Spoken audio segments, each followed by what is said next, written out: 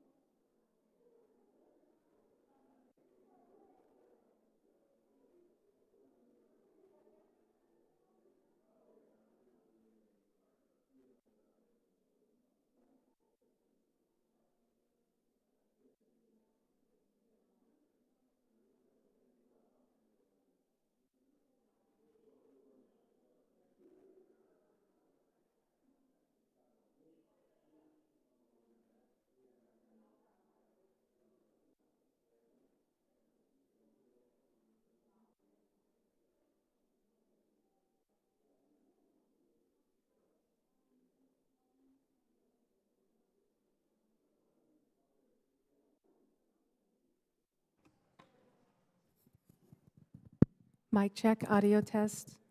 Committee on the Judiciary, can you hear me, Michelle? I'll take care of this. Go wait out in front. Test two. Michelle, can you hear me? 1, 2, 3, 4.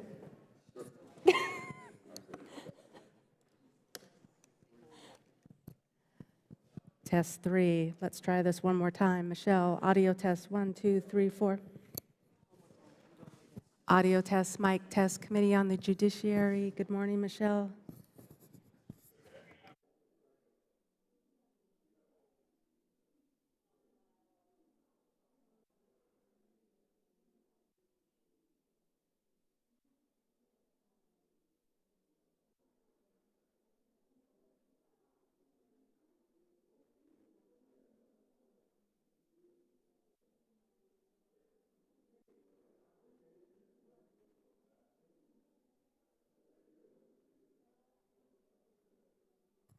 Sound check for the court reporter. Mic check, 1, 2, 3, 4.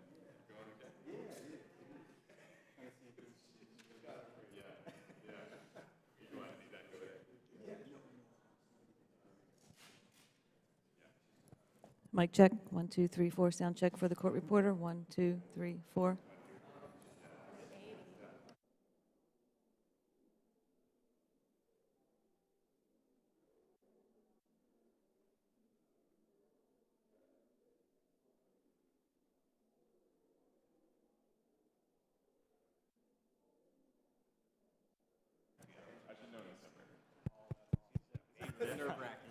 Test 1, 2, 3, 4, 5.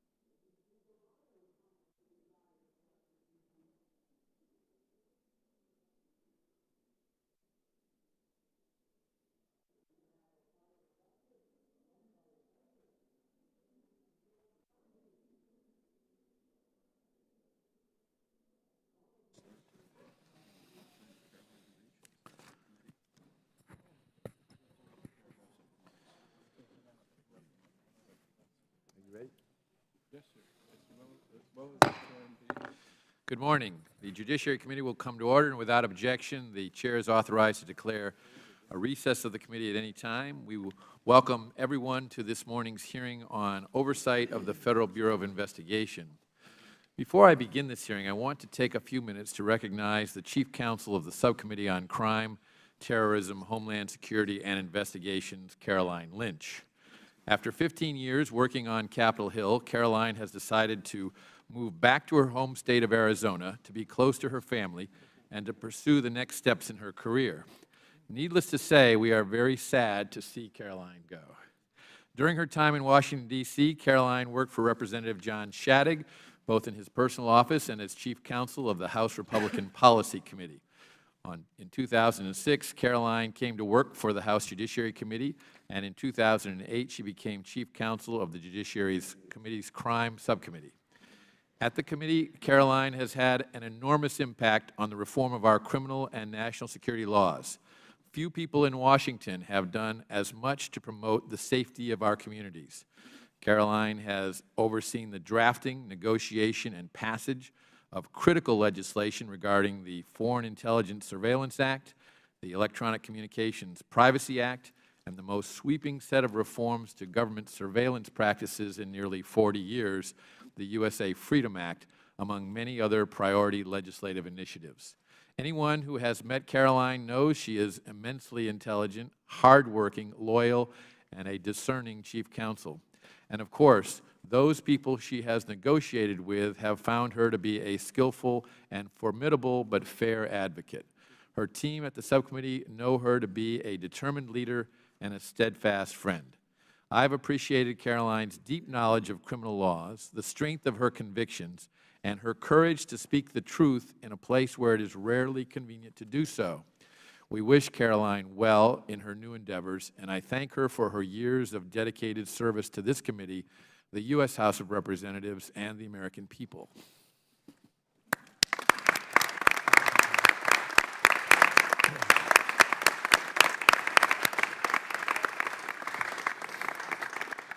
And I know the ranking member, Mr. Conyers, would like to say a few words as well. Thank you very much, Chairman Goodlatte. This is indeed a unique moment in our history, and on behalf of the Democratic staff and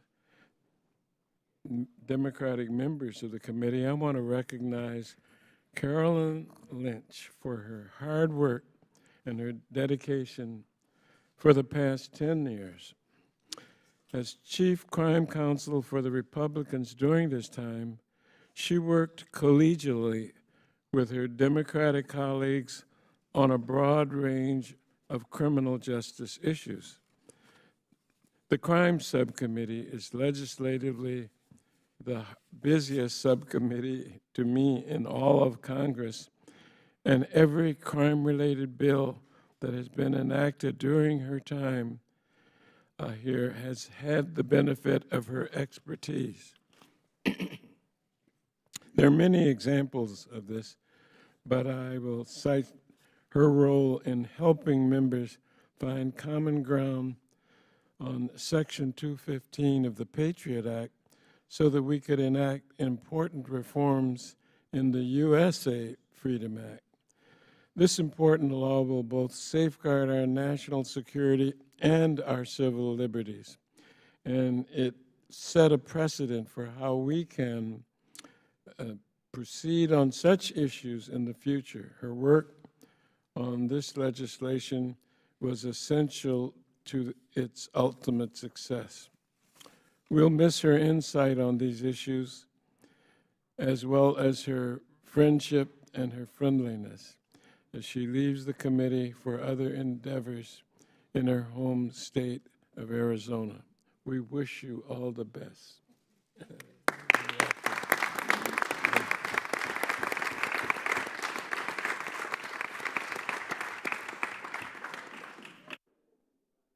I think you would agree with me in saying that while her work is not quite done today and the rest of the week, She has also been very critical to the bipartisan work that we have been doing here the past few years, culminating in 11 bills so far passing out of this committee dealing with criminal justice reform, and we thank you for the contribution you made for that, and that work has been indeed very bipartisan. So we thank you all.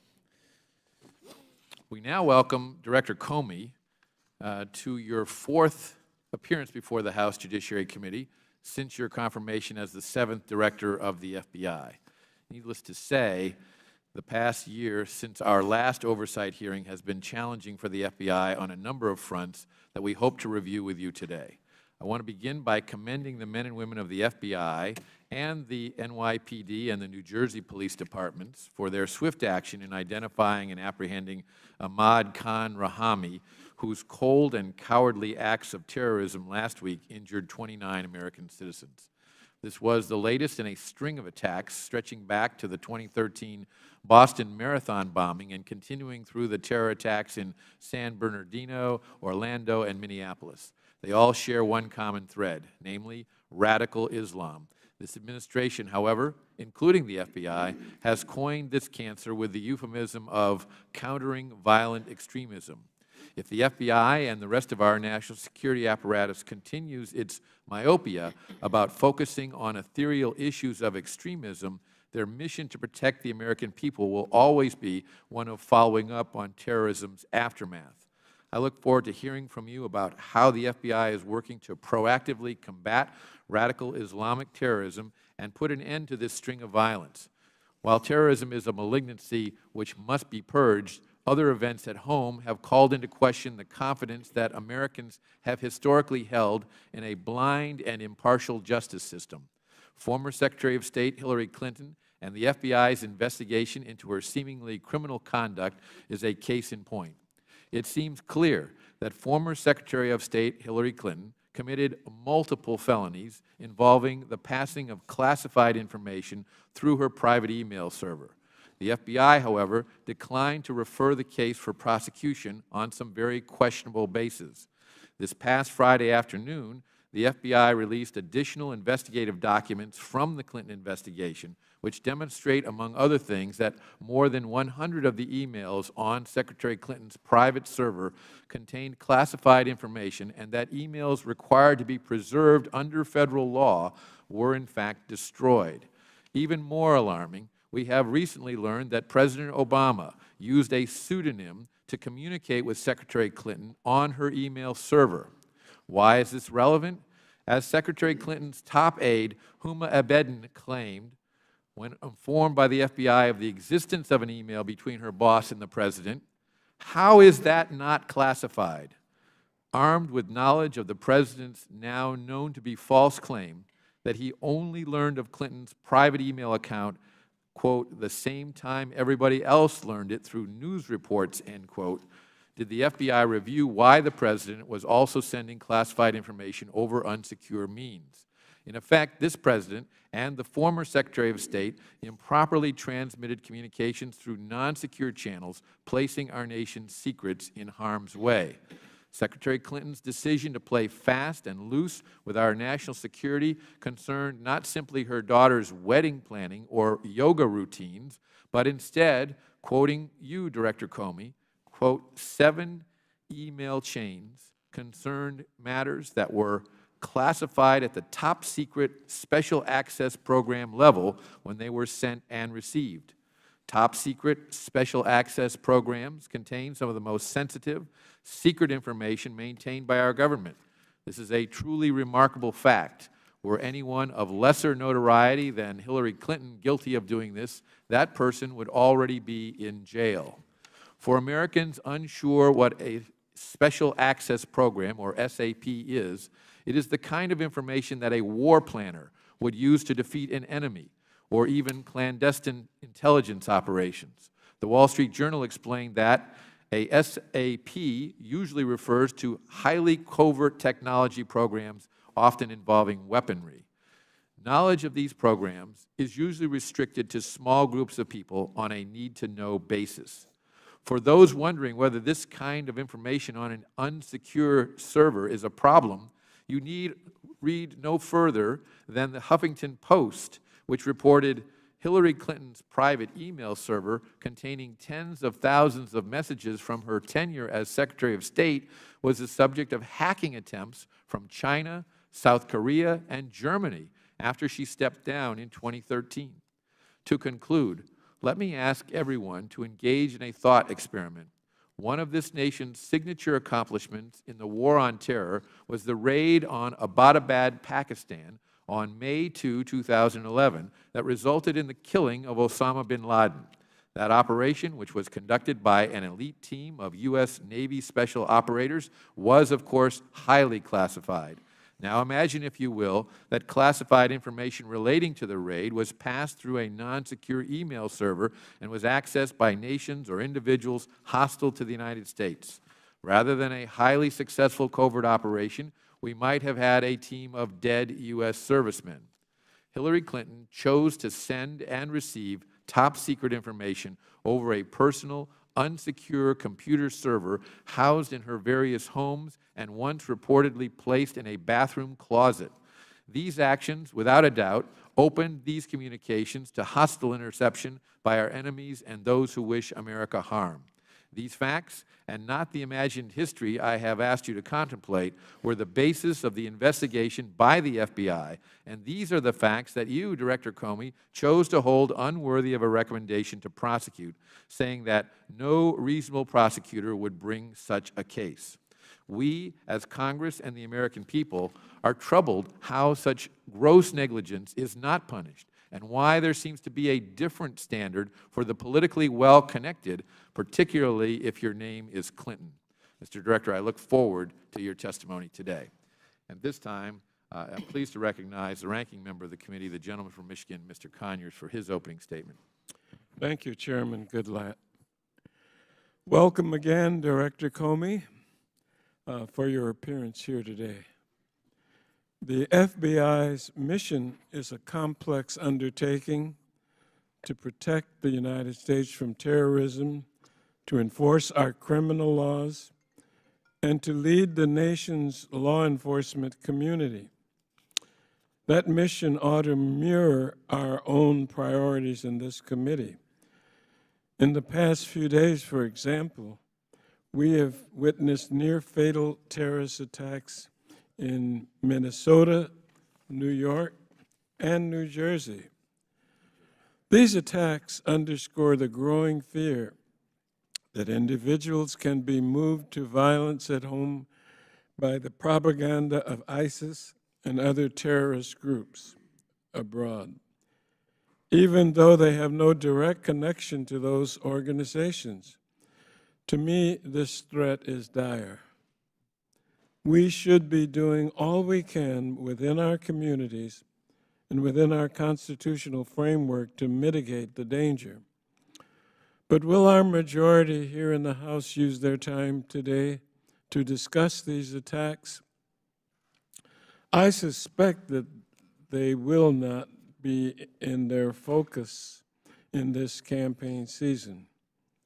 In Charlotte, in Tulsa, in Dallas, right here in Washington, and in other cities across this country, our citizens demand answers to questions about race and policing and the use of lethal force by law enforcement. Our police are under siege, often under-resourced, and in some cases, hard-pressed to build trust with the communities they serve. Director Comey, your continued work to foster lines of communication between police officers and the general public is commendable and necessary if we are to keep our citizens safe from harm. But will my colleagues discuss this pressing issue with the director of the FBI, whose leadership in the law enforcement community is paramount? I hope so. I'm also afraid their focus may be elsewhere. The FBI is the lead agency in the investigation of cyber-based terrorism, computer intrusions, online sexual exploitation, and major cyber fraud. We've known for some years about the persistent cyber threat to our critical infrastructure. Now we hear reports of a new cyber threat to the very basis of our democratic process. Twice this summer, Director Comey, I wrote to you with my fellow ranking members to ask you to look into reports that Russian state actors are working to undermine our election process. Without objection, Mr. Chairman, I ask that both these letters be placed in the record. Without objection, they will be made a part of the record. Thank you. It is now the clear consensus of the intelligence community that the Russian government was behind the hack of the Democratic National Committee, and not, as some suggested, somebody sitting on their bed that weighs 400 pounds. On Friday, we learned that from one report that the United States intelligence officials are seeking to determine whether an American businessman identified by Donald Trump as one of his foreign policy advisors has opened up private communications with senior Russian officials, including talks about the possible lifting of economic sanctions if the Republican nominee becomes president. The report cites to an unnamed, quote, senior U.S. law enforcement official, end quote, which I presume means someone in your orbit, Mr. Director. Without objection, I ask that this article, Mr. Chairman, be placed into the record as well. Without objection, it will be made a part of the record. Thank you. Let me be clear. If true, this allegation represents a danger to our national security and a clear violation of federal law, which expressly prohibits this type of back-channel negotiation. And I'm not alone in describing the nature of this threat. Speaker Ryan himself has said that Russia is a global menace led by a devious thug. Putin should stay out of this election, end quotation. But will our majority join us and press you on this problem today, Director Comey? Instead, I believe that the focus of this hearing will be more of the same, an attack on you and your team at the Department of Justice for declining to recommend criminal charges against Secretary Hillary Clinton. In recent weeks, this line of attack has been remarkable only for its lack of substance.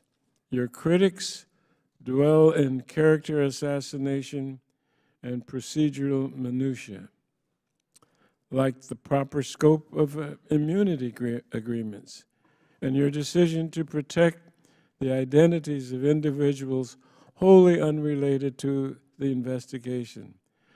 They want to investigate the investigation, Director Comey, and I consider that an unfortunate waste of this committee's time.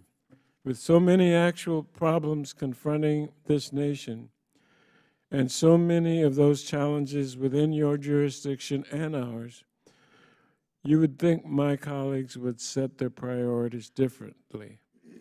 I hope that they do, and they listen to our conversation today. I thank the chairman, and I yield back. Thank you, Mr. Conyers, and without objection, all other members' opening statements will be made a part of the record. We welcome our distinguished witness, and if you would please rise, I'll begin by swearing you in. Do you solemnly swear that the testimony that you are about to give will be the truth, the whole truth, and nothing but the truth, so help you God? Thank you. Let the record reflect that the witness answered in the affirmative. FBI Director James Comey is a graduate of the College of William and Mary and the University of Chicago Law School. Following law school, Director Comey served as an assistant United States attorney for both the Southern District of New York and the Eastern District of Virginia. He returned to New York to become the U.S. Attorney for the Southern District of New York, and in 2003, he served as the Deputy Attorney General at the Department of Justice. Director Comey, we look forward to your testimony. Your written statement will be entered into the record in its entirety, and we ask that you summarize your testimony in 5 minutes. You may begin. Welcome. Thank you, Mr. Chairman, Mr. Conyers, members of the Judiciary Committee. It's good to be back before you. As the Chairman said, for the 4th time. I have 6 more to go, and I look forward to our conversations each time. I know that this morning there will be questions about the email investigation, and I'm happy to answer those to the absolute best of my ability. In July, when we closed this case, I promised unusual transparency, and I think we've delivered on that promise in, frankly, an unprecedented way, and I will do my absolute best to continue to be transparent in every way possible. But what I thought I would do, because I know we'll talk about that quite a bit, I want to just focus on some of the other things the FBI has been doing just in the last couple of weeks. And my objective is to make clear to you and to the American people the quality of the people who have chosen to do this with their lives, to do something that's not about money, it's not about the living, it's about the life that they make. And I just picked 4 different examples of things we've been working on that illustrate the quality of the folks, the scope of the work, which is extraordinary, and the importance of partnerships, because it is true that the FBI does nothing alone. So just to tick off 4 from 4 different parts of our organization, obviously, as the Chair and Mr. Conyers both mentioned, in the last couple of weeks, our folks in the New York area have been working in an extraordinary way with their partners at federal, state, and local organizations of all kinds to bring to justice very quickly the bomber in New Jersey and New York attacks.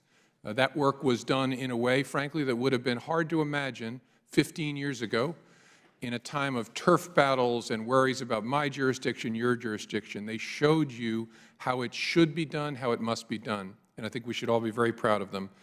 Second, within the last week, a hacker from Kosovo who worked for the so-called Islamic State in hacking in and taking the identities and personal information of American military employees and then giving it to the Islamic State so they could target these people, was sentenced to 20 years in jail for that hacking. His name is Ardit Farizi. Our great folks, together with lots of partners around the world, found this Kosovar in Malaysia, and our Malaysian partners arrested him, brought him back to Virginia, where he was just sentenced to 20 years for his hacking on behalf of the Islamic State. Terrific work by our cyber investigators. Then obviously, as you know, we are doing an awful lot of work through our counterintelligence investigators to understand just what mischief is Russia up to in connection with our election. That is work that goes on all day, every day, about which I'm limited in terms of answering questions. But I wanted you to know that's a part of our work we don't talk about an awful lot, but it's at the core of the FBI. And the last one I want to mention is 2 weeks ago, a 6-year-old girl was kidnapped off her front lawn in eastern North Carolina in a stranger kidnapping. And all of law enforcement in North Carolina surged on that case. We rolled our Child Abduction Rapid Deployment Team, which is a capability we've built around the country to help in just these kinds of situations. These are agents and analysts who are expert at doing what has to be done in that golden 24 hours you have to try and save a child. And so we rolled those resources. We work with our partners at state and local levels in North Carolina. And overnight, we found that little girl. We found that little girl chained by her neck to a tree in the woods, alive, thank God, and she was rescued. The picture that they showed me that morning of that little girl with wide eyes and her long hair around her shoulders, but still a thick chain around her neck connecting her to that tree, is one I will never be able to get out of my own head, because it's both terrible and wonderful. It's terrible because of what happened to this little girl. It's wonderful because together we found her and saved her. So I called the sheriff in North Carolina. I called our key team members who had worked on that to thank them. And they told me that they were relieved and exhausted, and that they are all hardened investigators, but they stood that early morning in the command center and cried together, because it almost never ends this way. So I said to the sheriff and to our people, I wish we didn't live in a world where little girls were kidnapped off of their front lawns, where we had to do this kind of work. But unfortunately, we live in that world. And because we do, I am so glad that those people and the rest of the people that work for the FBI are in that world, because we are safer, we're better, because they've chosen to do this with their lives. The best part of my job is the people I get to watch, to see their work, to admire their work, to support their work in any way that I can. They are doing extraordinary work for the American people across an incredible array of responsibilities. I know you know that, and we're very grateful for the support you give to the men and women of the FBI. And I look forward to our conversation about their work, Mr. Chairman. Thank you. Thank you, Director Comey. We'll now begin questioning under the 5-minute rule, and I'll begin by recognizing myself. You testified that the FBI did not investigate the veracity of Secretary Clinton's testimony to the Select Benghazi Committee under oath. We referred the matter to the United States Attorney for the District of Columbia. Is the FBI now investigating the veracity of Secretary Clinton's testimony to the Select Benghazi Committee? Thank you, Mr. Chairman. The Department has the referral. I think there were 2 separate referrals. Has the referrals. Now it's pending. And so I'm not going to comment on a pending matter at this point. But the matter has been received by the Department of Justice. They have the letters from the committee. And you cannot tell us whether or not you are indeed investigating? I can't. When do you expect that you'll be able to tell us more about this pending matter before the FBI? I don't know, sir. Paul Combetta with Platte River Networks posted to Reddit asking how to strip out a VIP's, very VIP email address from a bunch of archived email, end quote. He went on, quote, "The issue is that these emails involve the private email address of someone you'd recognize, and we're trying to replace it with a placeholder address as to not expose it," end quote. This clearly demonstrates actions taken to destroy evidence by those operating Secretary Clinton's private server and by her staff. Certainly, Combetta did not take it upon himself to destroy evidence, but had been instructed to do so by Secretary Clinton or her staff. My first question to you is, was the FBI aware of this Reddit post prior to offering Mr. Combetta immunity on May 3, 2016? I'm not sure. I know that our team looked at it. I don't know whether they knew about it before then or not. Isn't this information evidence of obstruction of justice and a violation of Mr. Combetta's immunity deal? Not necessarily, no. Why not? It depends on what his intention was, why he wanted to do it. And I think our team concluded that what he was trying to do was, when they produced emails, not have the actual address, but have some name or placeholder instead of the actual .com address in the from line. Last week, the American people learned that Cheryl Mills, Secretary Clinton's longtime confidant and former State Department Chief of Staff, and Heather Samuelson, counsel to Secretary Clinton in the State Department, were granted immunity for production of their laptops. Why were they not targets of the FBI's criminal investigation? Well, a target is someone on whom you have sufficient evidence to indict. A subject is someone whose conduct at some point during the investigation falls within the scope of the investigation. So certainly with respect to Ms. Mills, at least initially, because she was an email correspondent, she was a subject of the investigation. Did the FBI find classified information on either of their computers? I think there were some emails still on the computer that were recovered that were classified, is my recollection. Isn't that a crime? Is what a crime, sir? Having classified information on computers that are outside of the server system of the Department of State, unsecured.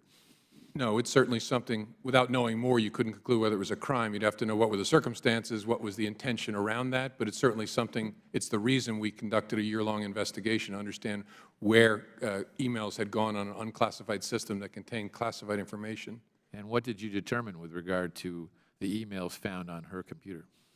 I hope I'm getting this right, and my troops will correct me if I'm wrong, but they were duplicates of emails that had been produced because the emails had been used to sort before a production.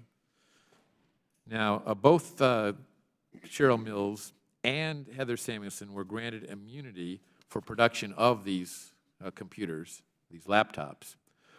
Why were they then allowed to sit in on the interview with Secretary Clinton? Right. The Department of Justice reached a letter agreement with the two lawyers to give them what's called act of production immunity, meaning nothing that's found on the laptop they turn over will be used against them directly, and which is a fairly normal tool in investigations. They were, Ms. Mills in particular was a member of the Secretary Clinton's legal team, and so Secretary Clinton decides which of her lawyers come to voluntary interviews with the FBI.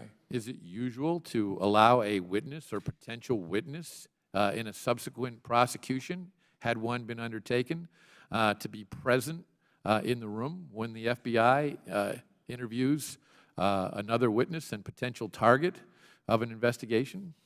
The FBI has no ability to exclude or include any lawyer that a subject being interviewed chooses to have there. Even if the lawyer is a witness in the case, can you cite any other instance in which a witness to a criminal investigation who has already been interviewed by the FBI has been allowed to accompany and serve as legal counsel to the target of that investigation? I can't from personal experience. It wouldn't surprise me if it happened. The Department of Justice, the FBI has no ability to decide who comes to an interview in a voluntary interview context. If it was a judicial proceeding, a judge could police who could be there, and obviously lawyers are governed by canons of ethics to decide what matters they can be involved in, but it doesn't fall to us to say you can be in, you can't be in. But wouldn't you agree that it is a conflict of interest for them to serve as attorneys for Secretary Clinton in this matter, having been interviewed by the FBI as witnesses? That's a question a lawyer has to answer for him or herself. You're a lawyer, Director Comey. What's your opinion of that? Oh, I don't want to offer an opinion on that, but that's something a lawyer has to decide for themselves. I assume with counsel and consulting our canons of ethics, what matters you can be involved in and what you can't. But again, the Bureau's role in conducting a voluntary interview is to interview the subject. Who they bring is up to them. How can you trust the veracity of Secretary Clinton's answers, knowing that witnesses previously interviewed by the FBI were allowed to participate in the interview? We assess the answers based on what's said and all the other evidence we've gathered. In consultation with her, quote, attorneys who are also witnesses to what was previously done earlier and may, in fact, have themselves violated the law for which they requested and were granted immunity. And the answer is, the answer is the same. We make the assessment based on what the witness says and the other evidence we've gathered in the case. Who's sitting there, to me, is not particularly germane. Thank you. My time's expired. The Chair recognizes the gentleman from Michigan, Mr. Conyers, for his question. Thank you. Thank you so much. Director James Comey, twice this past week, the city of Charlotte, North Carolina, has been shaken by the shooting deaths of black men. It's only one city out of many in this country looking for answers about the use of force by police. We on this committee are looking for answers too. You are a vocal advocate for better collection of information about violent encounters between police and civilians. Has the FBI's ability to collect this information improved in the years since we have last discussed it? And why are these statistics so important to our current discussion on the use of force by police? Thank you, Mr. Conyers.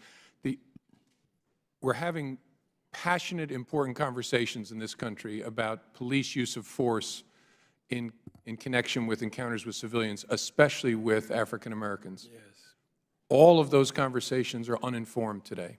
They're all driven by anecdote because as a country we simply don't have the information to know, do we have an epidemic of violence directed by law enforcement against black folks? Do we have an epidemic involving brown folks, white folks? We just don't know. And in the absence of that data, we're driven entirely by anecdote, and that's a very bad place to be. I don't know whether there's an epidemic of violence. My instincts tell me there isn't, but I don't know. I can't tell you whether shootings involving people of any different color are up or down or sideways, and nor can anybody else in this country. And so to discuss the most important things that are going on in this country. We need information, and the government should collect it. I can't think of something that's more inherently governmental than the need to use deadly force in an encounter during law enforcement work. And so what's changed in the last year, which is really good news, is that everybody in leadership in law enforcement in the United States has agreed with this, and they've agreed the FBI will build and maintain a database where we collect important information about all such encounters involving the use of deadly force. That will allow us to know what's going on in this country so we can have a thoughtful conversation and resist being ruled by individual anecdotes. That's why it matters so much. We're making progress. We will have this done. I'd like to have it done in the next year. Certainly in the next 2 years, this database will be up and running because everybody gets why it matters so much. Thank you. On August 30th, I wrote to you regarding Donald Trump's extensive connections to the Russian government. The letter cites to a number of troubling reports, some that suggest mere conflicts of interest, others that might suggest evidence of a crime. Last Friday, we read a new report suggesting that Mr. Trump's foreign policy advisor has been meeting with high-ranking sanctioned officials in Moscow to discuss lifting economic sanctions if Mr. Donald Trump becomes president. The same report quotes, quote, a senior United States law enforcement official who says that this relationship is being, quote, actively monitored and investigated, end quotation. Is the FBI investigating the activities of Mr. Trump or any advisor to the Trump campaign with respect to any line of communication between the campaign and the Russian government? I can't say, sir. As I said in response to a different question from the chairman, we don't confirm or deny investigations. Well, more generally then, is it lawful for a private citizen to enter into official government negotiations with a foreign nation? I don't think it's appropriate for me to answer that hypothetical. Well, in my view, our research shows that it is not. The Logan Act, 18 U.S.C. Section 953, prohibits this conduct, in my view. And finally, does Mr. Trump currently receive intelligence briefings from the FBI? Both candidates and their running mates are offered on a regular basis briefings from the entire intelligence community. Some portion of the first briefing included an FBI segment, so yes. Does his staff attend those meetings as well? No, just the candidate and the vice presidential candidate. And finally, if a member of either You know, I'm wrong. I'm sorry, I got to correct what I said. Each was allowed to bring 2 people. And as I recall, Mr. Trump did bring 2 individuals with clearances to the briefing. Secretary Clinton did not. I'm sorry, I misstated that. All right. Finally, if a member of either campaign were engaged in secret back-channel communications with a foreign adversary, could that line of communication pose a threat to national security? Mr. Conyers, I don't think it's appropriate, given that I'm not commenting on whether we have an investigation, to answer hypotheticals that might make it look like I'm commenting on whether we have an investigation. So I'd prefer not to answer that, sir. Well, thank you for being here today, and I thank the chairman and yield back. Chair, thanks, gentlemen. Recognize the gentleman from Wisconsin, Mr. Sensenbrenner, for 5 minutes. Thank you, Mr. Chairman. Director Comey, welcome. Who authorized granting Cheryl Mills immunity?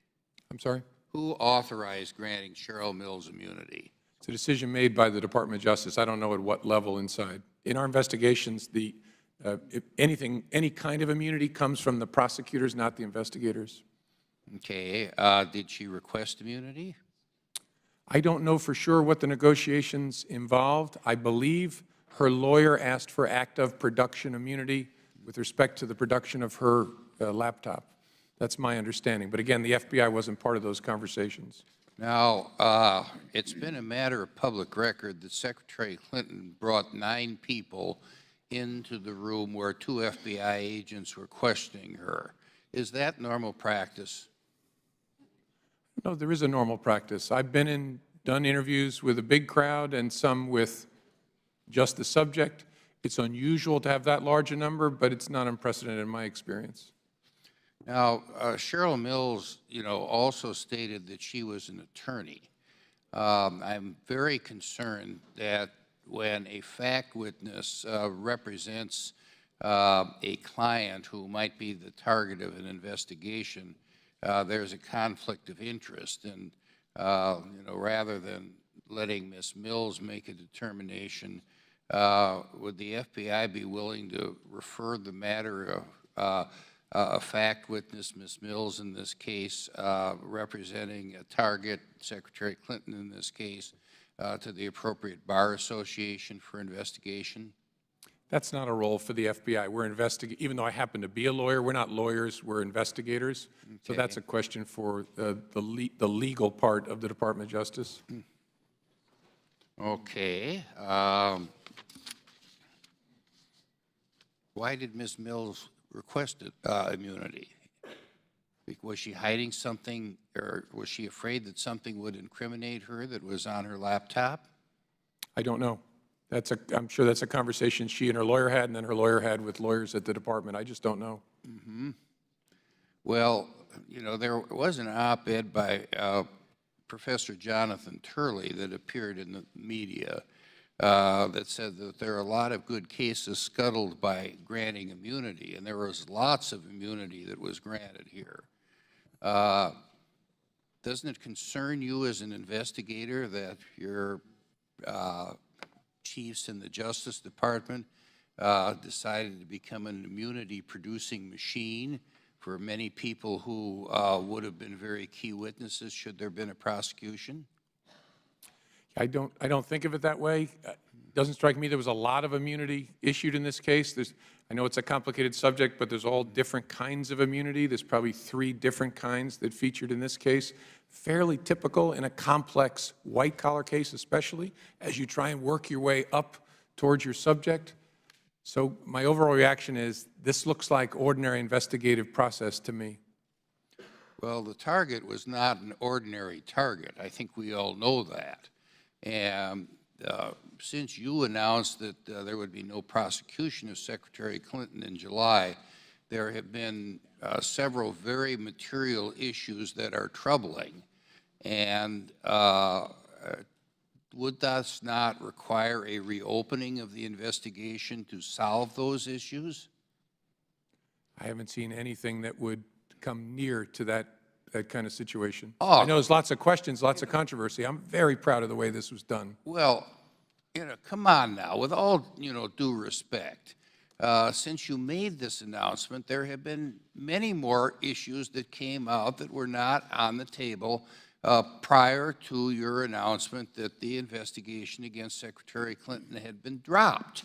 And I think the American public is entitled to answers on this, particularly since we have to know, the extent of the classified information which ended up being in the private email server. All of us on this committee have got security clearances of some kind or another.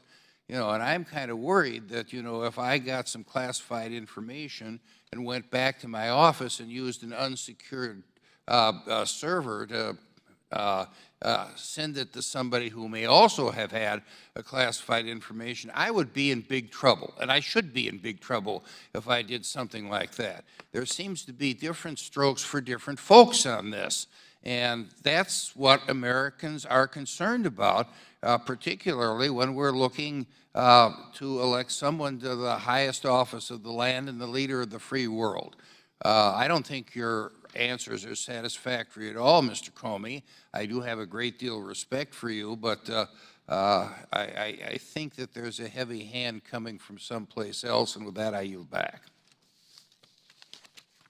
Chair thanks the gentleman. Recognize the gentleman from New York, Mr. Nadler, for 5 minutes. Thank you, Mr. Chairman. First, let me express my admiration and thanks to the FBI for the professional manner and excellent work they did in the bombings that occurred in New York about a block out of my district to apprehend the suspect within, 48 hours and do everything was a very good indication of teamwork and of professionalism, and I congratulate you on that. Secondly, let me say that I think that the mud that is being thrown from the other side of this table here continually only because of the ongoing presidential election, in the case in which the FBI decided there was nothing to prosecute, it's over. And we all know nobody would be even talking about it if if Hillary Clinton weren't a presidential candidate. This is pure political maneuvering. But let me talk about a case that may pose a current national security threat to the United States, and ask you a few questions about that. In his earlier remarks, Mr. Conyers referenced an August 30th letter from the ranking members of a number of House committees. That letter asked whether the FBI was investigating troubling connections between Trump campaign officials and Russian interests, and whether they contributed to the illegal hacking of the Democratic National Committee and the Democratic National Campaign Committee. You're familiar with that letter, I take it? Yes, I'm familiar with the letter.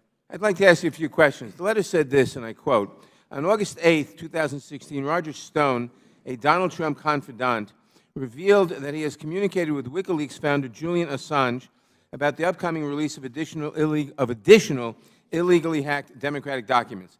Mr. Stone made these statements during a Republican campaign event while answering a question about a potential October surprise. Obviously, if someone is stating publicly that he is in direct communication with the organization that obtained these illegally hacked documents, I assume the FBI would want to talk to that person.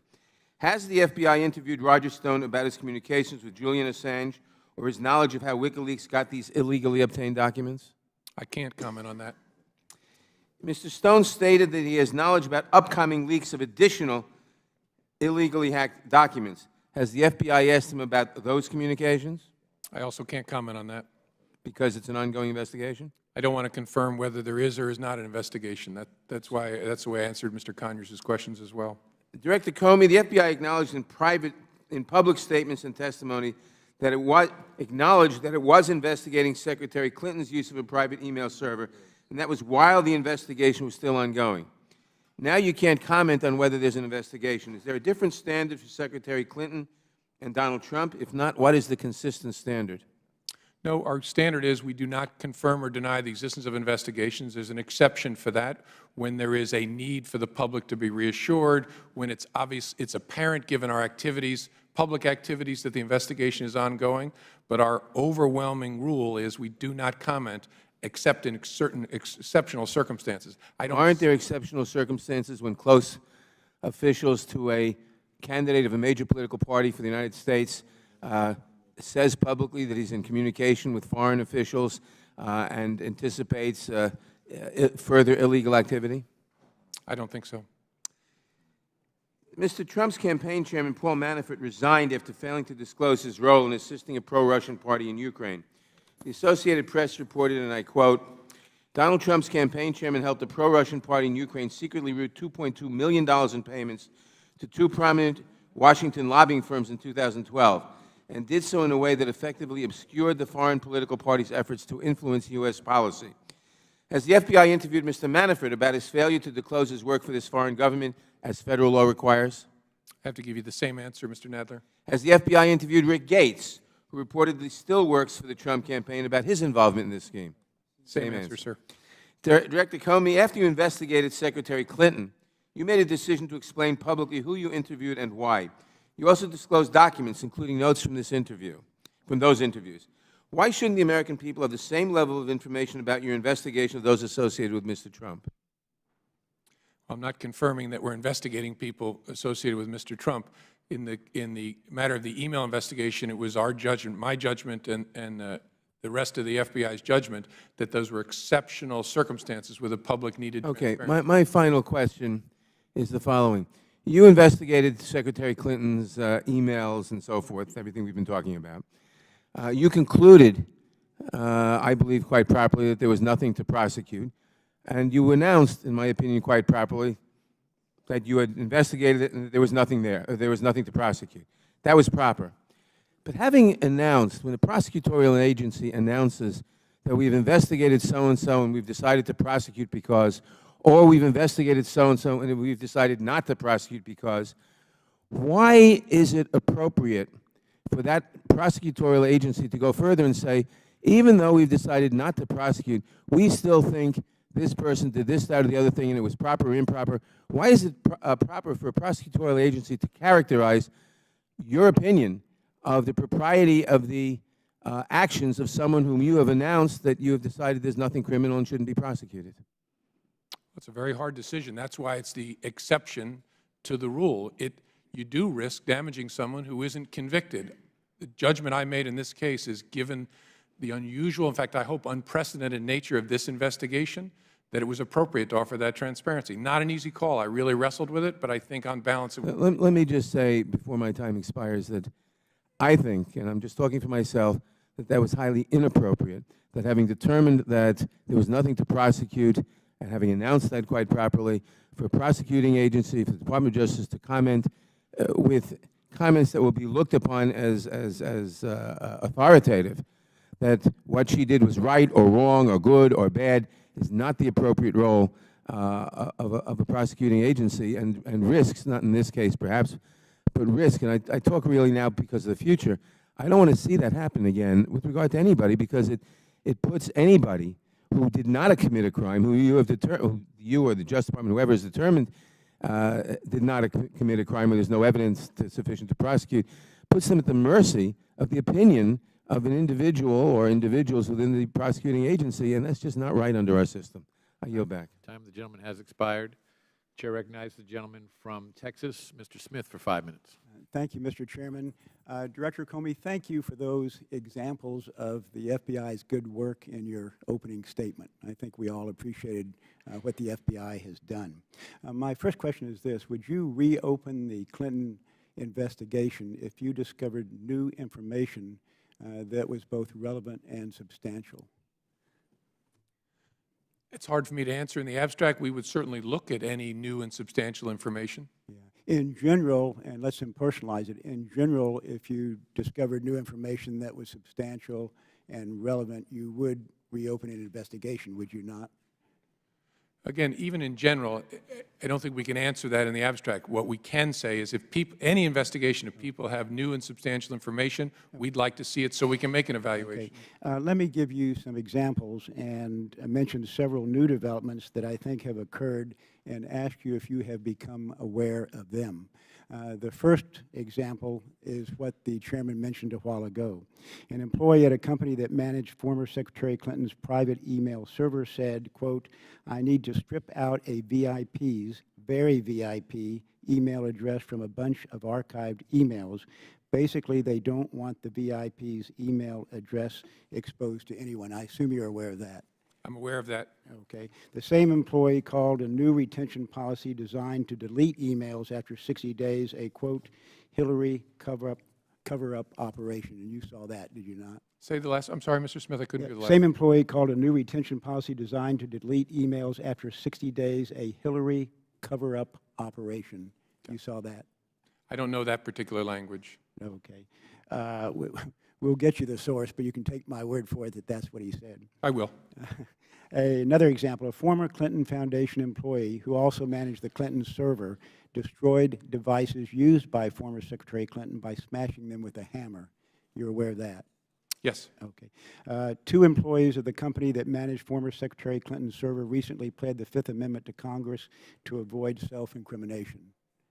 You're aware of that? Yes. Okay. And then lastly, 15,000 more work-related emails were discovered, though there had been an attempt to wrongly delete them. And you're aware of that?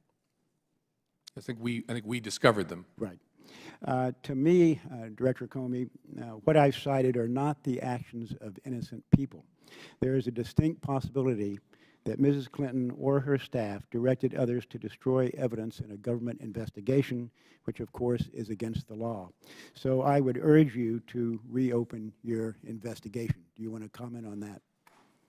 I don't. Okay. I know you can't tell us whether you have or have not, but I believe I've given evidence of new information that is relevant and substantial that would justify reopening the investigation. My next question is this. I know you've granted immunity to a number of individuals, but if you had new information that is relevant and substantial, you would be able to investigate them further, wouldn't you? Not to quibble, the FBI doesn't grant immunity to anybody. The Department of Justice is able to grant very different kinds of immunity. Yeah, and immunity, if new and substantial evidence develops, either that a witness lied under a grant of use immunity or under any kind of immunity, of course the Department of Justice can pursue it. Okay. Nobody gets lifetime immunity. Right. Okay.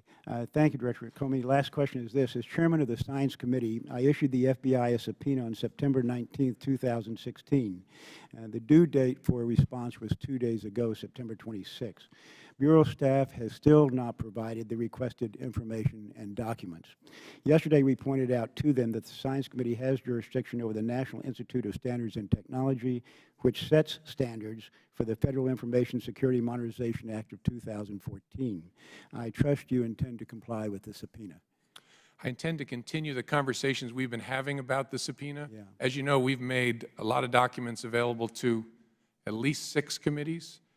And the question of whether we should make them additional available to another committee is something that we're struggling with, but talking to your folks about. To me, there's no struggle. If we have clear jurisdiction which we can demonstrate, it, I think, obligates you to comply with the subpoena.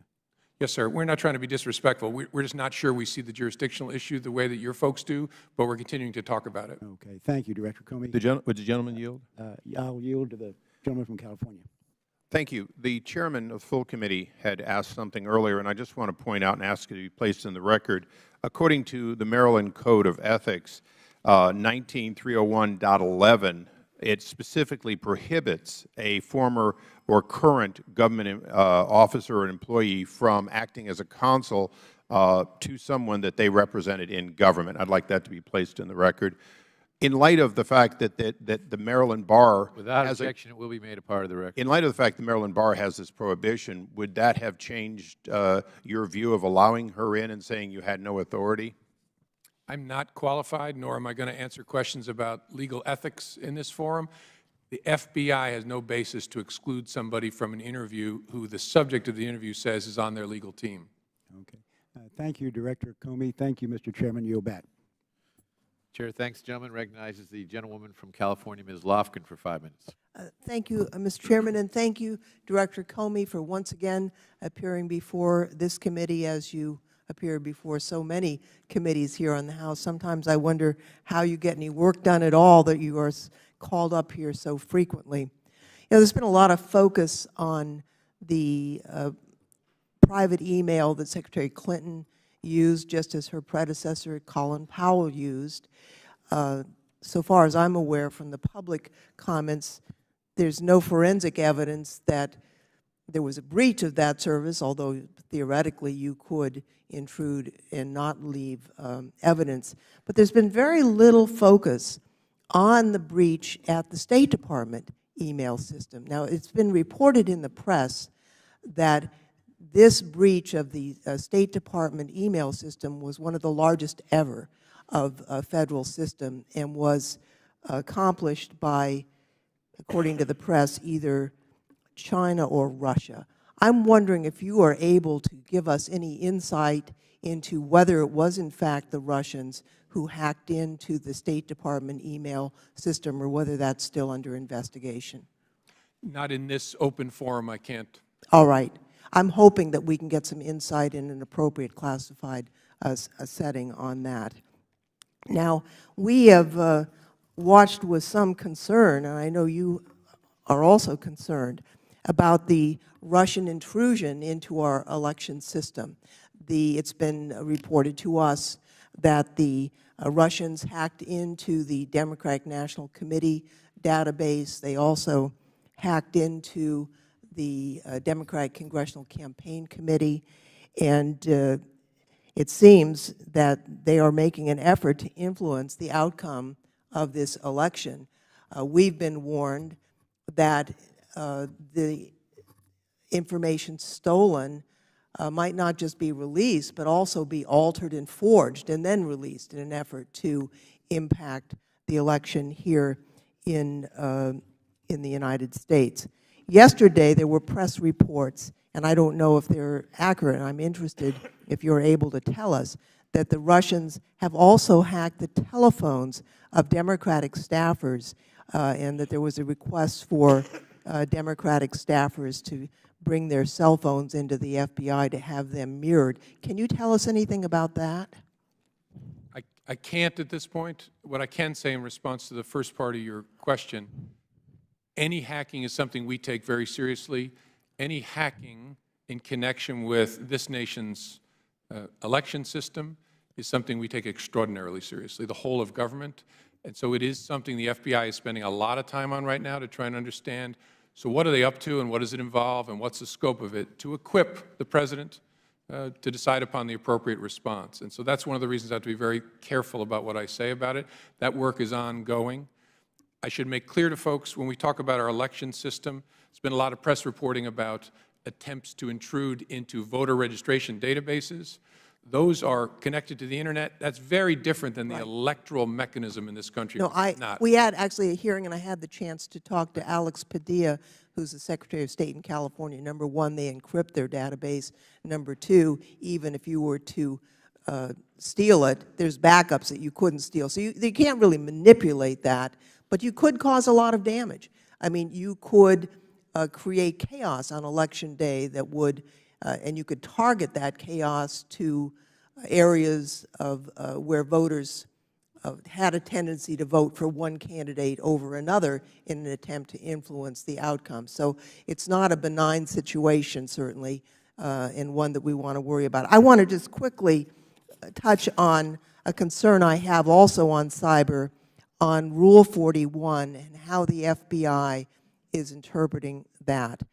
I'm concerned that the change, as understood by the FBI, would allow for one warrant for multiple computers, but would include allowing the FBI to access victims' computers in order to clean them up.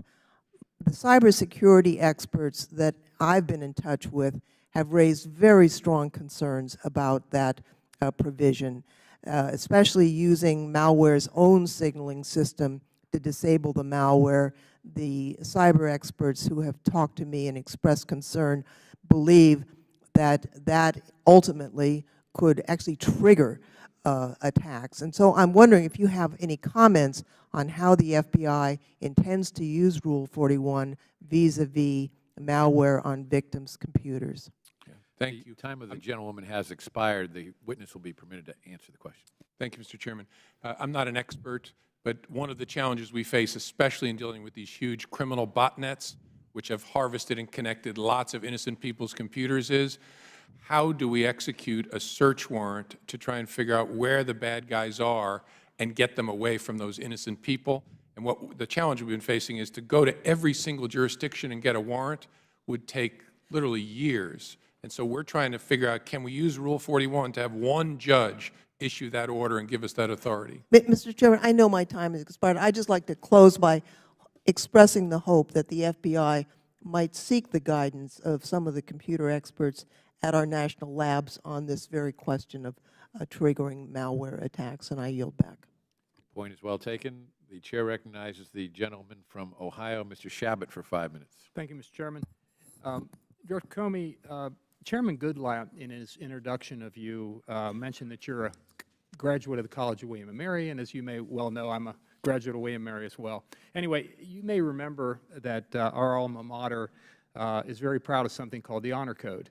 And I checked out the wording of the Honor Code to make sure that I was correct on it, and I'll tell you exactly what it says. It says, as a member of the William & Mary community, I pledge on my honor not to lie, cheat, or steal, either in my academic or in my personal life, unquote.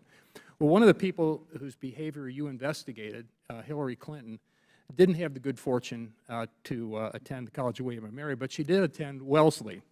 And I wondered whether they had an honor code, and I found out, I looked it up, they do, and they did. And here's what it says. As a Wellesley College student, I will act with honesty, integrity, and respect. In making this commitment, I am accountable to the community and dedicate myself to a life of honor, unquote. Let me repeat part of that again. I will act with honesty. Now, I'm sure the young women attending Wellesley today and those that have attended it in the past are proud that one of their own could be the next President of the United States. But a majority of the American people have come to the conclusion that Hillary Clinton is not honest and cannot be trusted. It's about 2 to 1 who say that she's dishonest. In the latest Quinnipiac poll, for example, the question being, would you say that Hillary Clinton is honest or not? 65% said no, and only 32% said yes, she is honest. You know, Republicans and Democrats, not surprisingly, were overwhelmingly one way or the other, but independents, 80% of them said nope, she's not honest, and only 19% of them said she is. So, Director Comey, since you and your people were the ones who investigated Hillary Clinton's email scandal, I'd just like to ask a couple of questions. First, Hillary Clinton claimed over and over that none of the emails that she sent contained classified information. Was she truthful when she said that? As I said when I testified in July, there were, I'm forgetting now after 2.5 months the exact number, but there were 80 or so emails that contained classified information. Okay, so she said they didn't contain classified information, and they did, so that sounds like not being truthful. Not trying to put words into your mouth, but I think that's what that means. Hillary Clinton then came up with a fallback position saying, well, none of the emails I sent were marked classified, but that wasn't true either, was it? There were 3, as I recall, 3 emails that bore within the body of the text a portion marking that indicated they were classified confidential. And again, not putting words in your mouth, but I think that means that no, she didn't tell the truth in that particular instance. Hillary Clinton said she decided to use a personal email server system for convenience, and that she'd only have to carry around one BlackBerry. Was she being truthful when she said she just used one device? She used, during her tenure as Secretary of State, multiple devices, not at the same time, but sequentially. Okay, again, I'm going to take that as she said one and it was more, so therefore not honest. And in fact, some of the devices were destroyed with a hammer, as has already been mentioned. Is that the type of behavior that you would expect from someone who was being fully cooperative with an investigation, destroying devices containing potential evidence with a hammer? Well, we uncovered no evidence that devices were destroyed during the pendency of our investigation. And so why people destroy devices when there's no investigation is a question I'm not able to answer. Okay, thank you. Mr. Director, a little less than 2 months ago, Hillary Clinton, in talking about her emails, claimed that you said, and I quote, that my answers were truthful. PolitiFact, by the way, gave this claim a pants-on-fire rating. Did you say that she was telling the truth with respect to her email claims? I did not. I'd never say that about anybody. Our business is never to decide whether we believe someone. Our business is always to decide what evidence do we have that would convince us not to believe that person. It's an odd way to look at the world, but it's how investigators look at the world. Thank you. Director Comey, it must have been, and I'm almost out of time, it must have been very awkward for you. You're tasked with investigating a person who could be the next President of the United States. And the current President of the United States has already prejudged the case and telegraphed to you and the entire Justice Department that he, your boss, has come to the conclusion that there's not even a smidgen of corruption, his own words, before you've even completed your investigation. You were aware that he'd said that, weren't you? Yes, I saw those reported in the press. Okay, and finally, it just seems to me here that there was clearly a double standard going on. Like, for example, if anybody else had done this, like a soldier or a serviceman who did virtually the same thing, they would have been prosecuted and were, but not Hillary Clinton. And that's a double standard, and that's not the way it's supposed to work in America. And I'm out of time. I yield back, Mr. Chairman. I disagree with that characterization, but The gentleman is permitted to respond. I don't think so. I actually think if we were to recommend she be prosecuted, that would be a double standard, because Mary and Joe at the FBI or some other place, if they did this, would not be prosecuted. They'd be disciplined. They'd be in big trouble in the FBI. If you did this, you would not be prosecuted. That wouldn't be fair. Okay. The time of the gentleman has expired. The chair recognizes the gentlewoman from Texas, Ms. Jackson Lee, for 5 minutes. Chairman, thank you so very much. Many Americans have come to trust Hillary Clinton as a dedicated, committed public servant. But I believe it's important as we address these questions. Let me make 1 or 2 points. My colleagues have already made it, and I look forward maybe to coming back to Washington to dealing with the potential Russian intrusion on the election system. I'm not asking you, Director, at this time. And also the issue of connecting the dots as we deal with terrorism across America. But I do want to acknowledge Eric Williams, an outstanding detailee to this Judiciary Committee. Thank him for his service. And I want to thank the SAC in Houston, Mr. Turner, for helping us in the shooting that occurred in Houston, as you well know, that gave us a great deal of fear and scare just a couple of days ago. But Director Comey, my Republican colleagues have questioned, second-guessed, and attacked you and your team of career FBI agents. They disagree with the results of your investigation. They want you to prosecute or to have the DOJ to prosecute Secretary Clinton regardless of the facts. So they've engaged in an almost daily ritual of holding hearings, desperately trying to tear down your investigation and your recommendations. I believe you testified previously that your recommendation in that case was unanimous, and your investigation was carried out by what you called an all-star team of career agents and prosecutors. Is that right? Yes, these were some of our very best. And sometimes because I'm lucky enough to be the person who represents the FBI, people think it's my conclusion. Sure, it's my conclusion, but I'm reporting what the team thought and their supervisors. As I said, this was, as painful as it is for people sometimes, this was not a close call. Let me continue. You have written that the case itself was not a cliffhanger. Is that right? Correct. Recently, Republicans have attacked the decision to provide limited immunity to individuals during the investigation. For example, when Congressman Shavitz learned about this, he stated, and I quote, "No wonder they couldn't prosecute a case. They were handing out immunity deals like candy." I understand that the FBI does not make the final call on immunity agreements. That was the DOJ. You made that clear. So his statement was just wrong. But did you consult closely with DOJ before these immunity agreements were concluded by having facts? Right. Our job is to tell them what facts we'd like to get access to. The prosecutor's job is to figure out how to do that. And so they negotiate. I think there were 5 limited immunity agreements of different kinds that they negotiated. Did you or anyone at the FBI ever object to these decisions to grant immunity? Did you think they made sense? No, it was fairly ordinary stuff.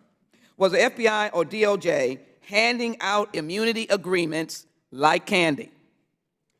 That's not how I saw it and see it. Congressman Gowdy, a good friend, also objected to granting immunity to Brian Pagliano and Mr. Combetta at Platte River Networks. He quoted, "These are the 2 people that FBI decides to give immunity to, Brian and the guy at Platte River, if it happened. Those are the 2 that you would want to prosecute, so you're giving immunity to the trigger people, and everybody goes free." Do you agree with this assessment? Did the FBI screw up here and let everyone go free because of these limited immunity deals? No, I don't think so. The goal in an investigation like this is to work up. And if people have information that their lawyers are telling you that you're not going to get without some limited form of immunity, and they're lower down, you try to get that information to see if you can make a case against your subjects. Congressman Gowdy also said this about the FBI, and I quote, "I've been underwhelmed by an agency that I once had tremendous respect for." Let me just say, sitting on this Judiciary Committee for many, many years, going through a number of investigations, I've never been proud of an agency that has always been there when vulnerable people are hurting and when there is a need for great work. But my question to you is, what is your response to that, Director Comey? Do you believe these criticisms are fair? I think questions are fair. I think criticism is healthy and fair. I think reasonable people can disagree about whether I should have announced it and how I should have done it. What's not fair is any implication that the Bureau acted in any way other than independently, competently, and honestly here. That's just not true. I knew this was going to be controversial. I knew there'd be all kinds of rocks thrown. But this organization and the people who did this are honest, independent people. We do not carry water for one side or the other. That's hard for people to see because so much of our country we see things through sides. We are not on anybody's side. This was done exactly the way you would want it to be done. That said, questions are fair. Feedback is fair. Absolutely. But the foot soldiers, we use that term in the civil rights movement, your agents on the ground, you take issue with whether or not they were compromised or they were adhering to somebody else's message. Is that what you're saying? Absolutely. You can call us wrong, but don't call us weasels. We are not weasels. We are honest people, and we did this in that way. Whether you disagree or agree with the result, this was done the way you would want it to be done. You were able to learn that Mr. Pagliano and Mr. Gambetta, you learned what they had to say. And if anyone who provided statements to the FBI had actually provided evidence that Secretary Clinton had committed a crime, would you then have recommended prosecution to the DOJ? Oh, yeah. If the case was there, very aggressively. You sure you wouldn't have been a little nervous about doing so, a little intimidated? No, I really don't care. You don't look like it. You're kind of tall, and that's... I have a 10-year term. That's the beauty of this. Well, there's a lot of challenging things about this job. One of the great things is I have a certain amount of job security. And so, no, either way, we would have done what the facts told us should be done. So are you now second-guessing your decision regarding Hillary Clinton? No. Let me just say in conclusion, the time of the gentleman has expired. Mr. Chairman, I want to thank the Director and ask my colleagues to give the respect that this agency in this instance deserves. Thank you so very much for your service. I yield back. Chair thanks the gentleman. Recognizes the gentleman from California, Mr. Issa, for 5 minutes. Thank you, Mr. Chairman. Director, I've got a lot of concerns, but one of them refers to Reddit. At the time that the Department of Justice, at your behest or your involvement, gave Paul Gambetta immunity, did you do so knowing about all of the posts he had on Reddit and capturing all of those posts and correspondence where he was asking how to wipe or completely erase on behalf of a VVIP, so to speak? I'm not sure sitting here. My recollection is, and I'll check this and fix it if I'm wrong, that we had some awareness of the Reddit posts. I don't know whether our folks had read them all or not. We had a pretty good understanding of what we thought he had done, but that's my best recollection. Okay. In the last week, en masse, he's been deleting them from Reddit posts. Is that consistent with preserving evidence?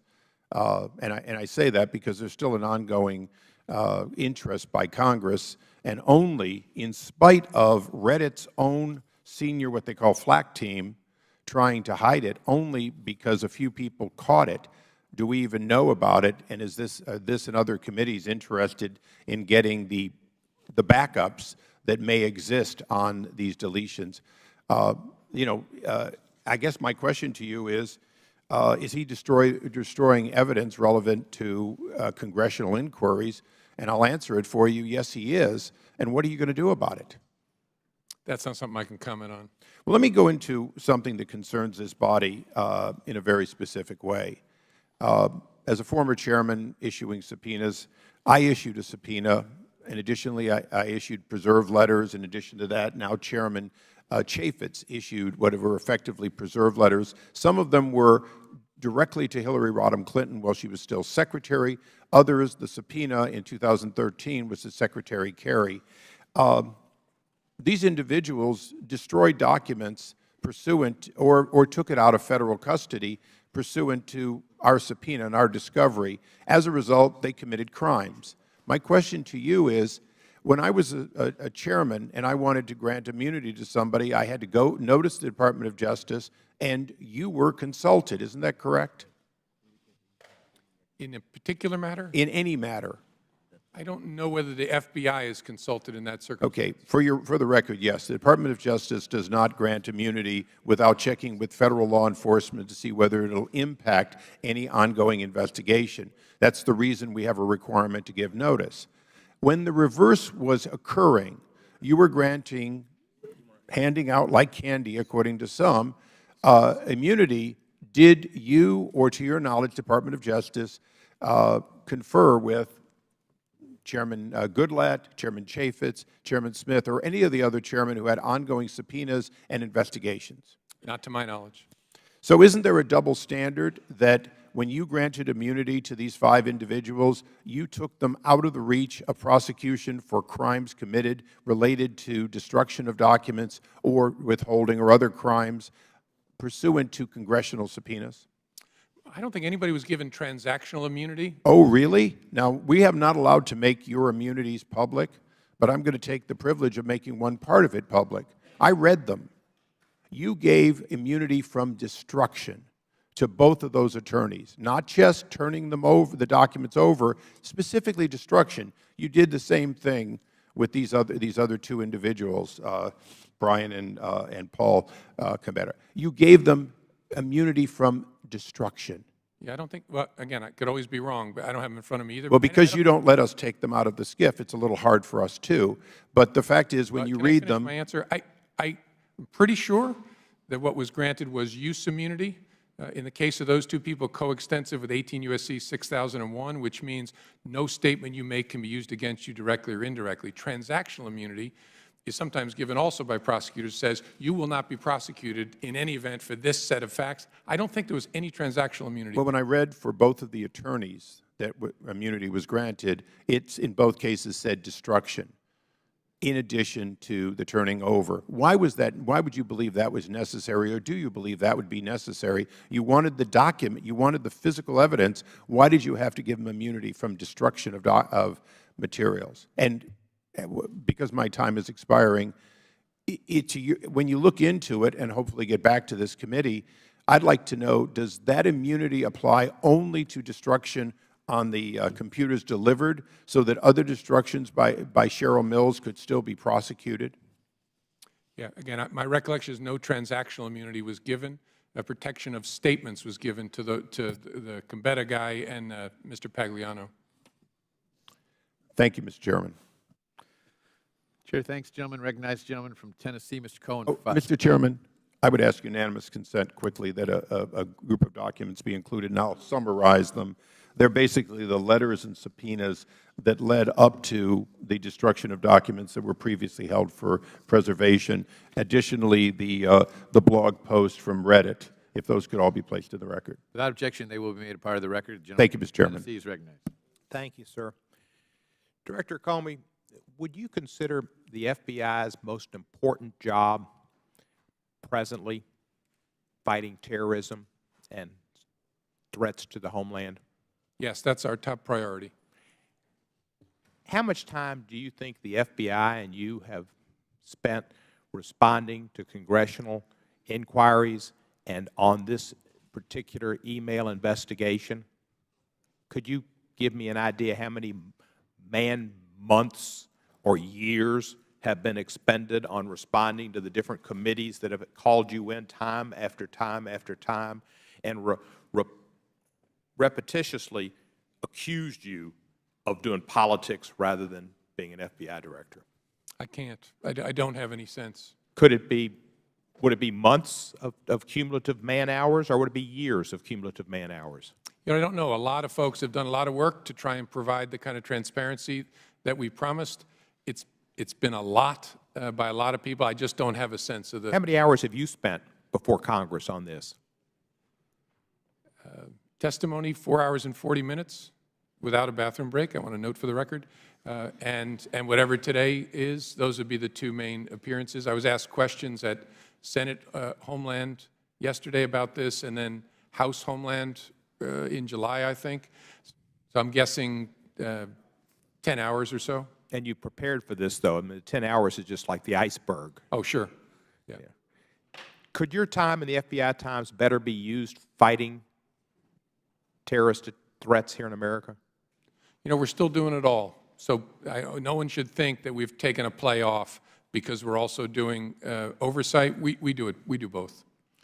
In the case in New York where Mr. Rahami tried to detonate some bombs, did detonate a bomb, his father had accused him of being a terrorist at one time, and he'd stabbed his brother and was in jail.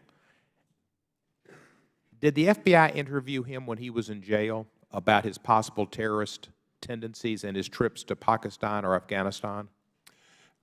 I'll answer that. I'm trying to be very circumspect in how I answer questions about the case because the guy's alive and is entitled to a fair trial, and so I don't do anything that would allow him to argue he lost the ability to have a fair trial. The answer is we did not interview him when he was in jail in 2014. Yeah. And why would that be? You interviewed the father, I believe.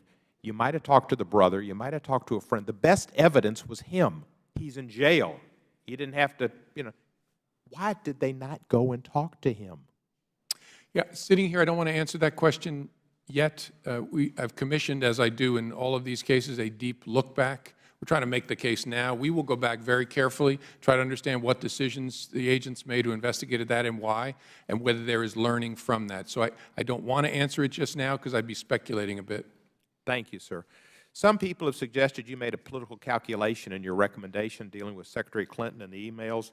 Did you make a political calculation in coming to your ultimate decision? None.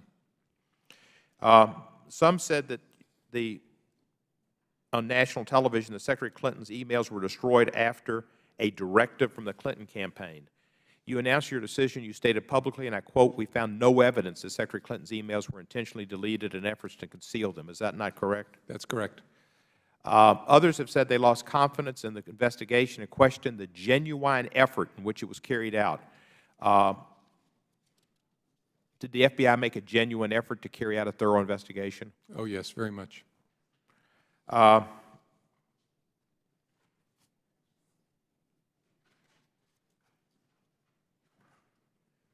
did you take some hits from the position you took when you announced your decision? A few, yeah. Difficult. Difficult, but I just thought it was the right thing to do. I'm not loving this, but I think it's important that I come and answer questions about it. As long as people have questions, I will try to answer them. You're not loving this. Do you need a bathroom break? No, I'm good. Setting a record? I'll let you know at 4:40. Thank you, sir. And FBI buildings, we know what they shouldn't be named, and you know my position on that, and I hope you keep that well in mind. You're a credit to the FBI, you're a credit to government service, and to your alma mater. And I yield back the balance of my time. Chair thanks the gentleman and recognize the gentleman from Iowa, Mr. King, for 5 minutes. Thank you, Mr. Chairman. I thank you, Director, for your testimony here before this committee. Again, listening in the exchange between yourself and Mr. Ice, I'd just like to confirm that you were confirming that Mr. Combetta made the Reddit posts.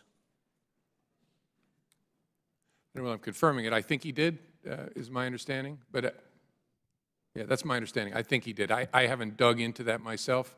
I've been focused on a lot of other stuff, as we've talked about, but I think that's right. I certainly can accept that. And I'd like to just go back to the interview with Hillary Clinton and how that all came about on that July 2nd date. But first, I'm looking at the dates of the conditional immunity documents that I've reviewed, and I see that Mr. Pagliano had one dated December 22nd and another one dated December 28th. Can you tell me what brought about that second agreement, why the first one wasn't adequate, and if there was an interview with Mr. Pagliano in between those dates of December 22nd and 28th of 2015?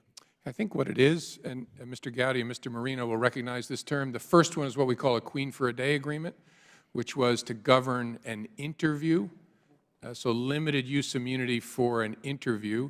And then I believe the second one is the agreement for use immunity in connection with the investigation. So it's sort of a tryout for him to get interviewed, for prosecutors and investigators to poke at him, and then the second one is the agreement they reached. I think that's right. And to the extent of if we're going to go any further, we'll go off of the December 28th agreement.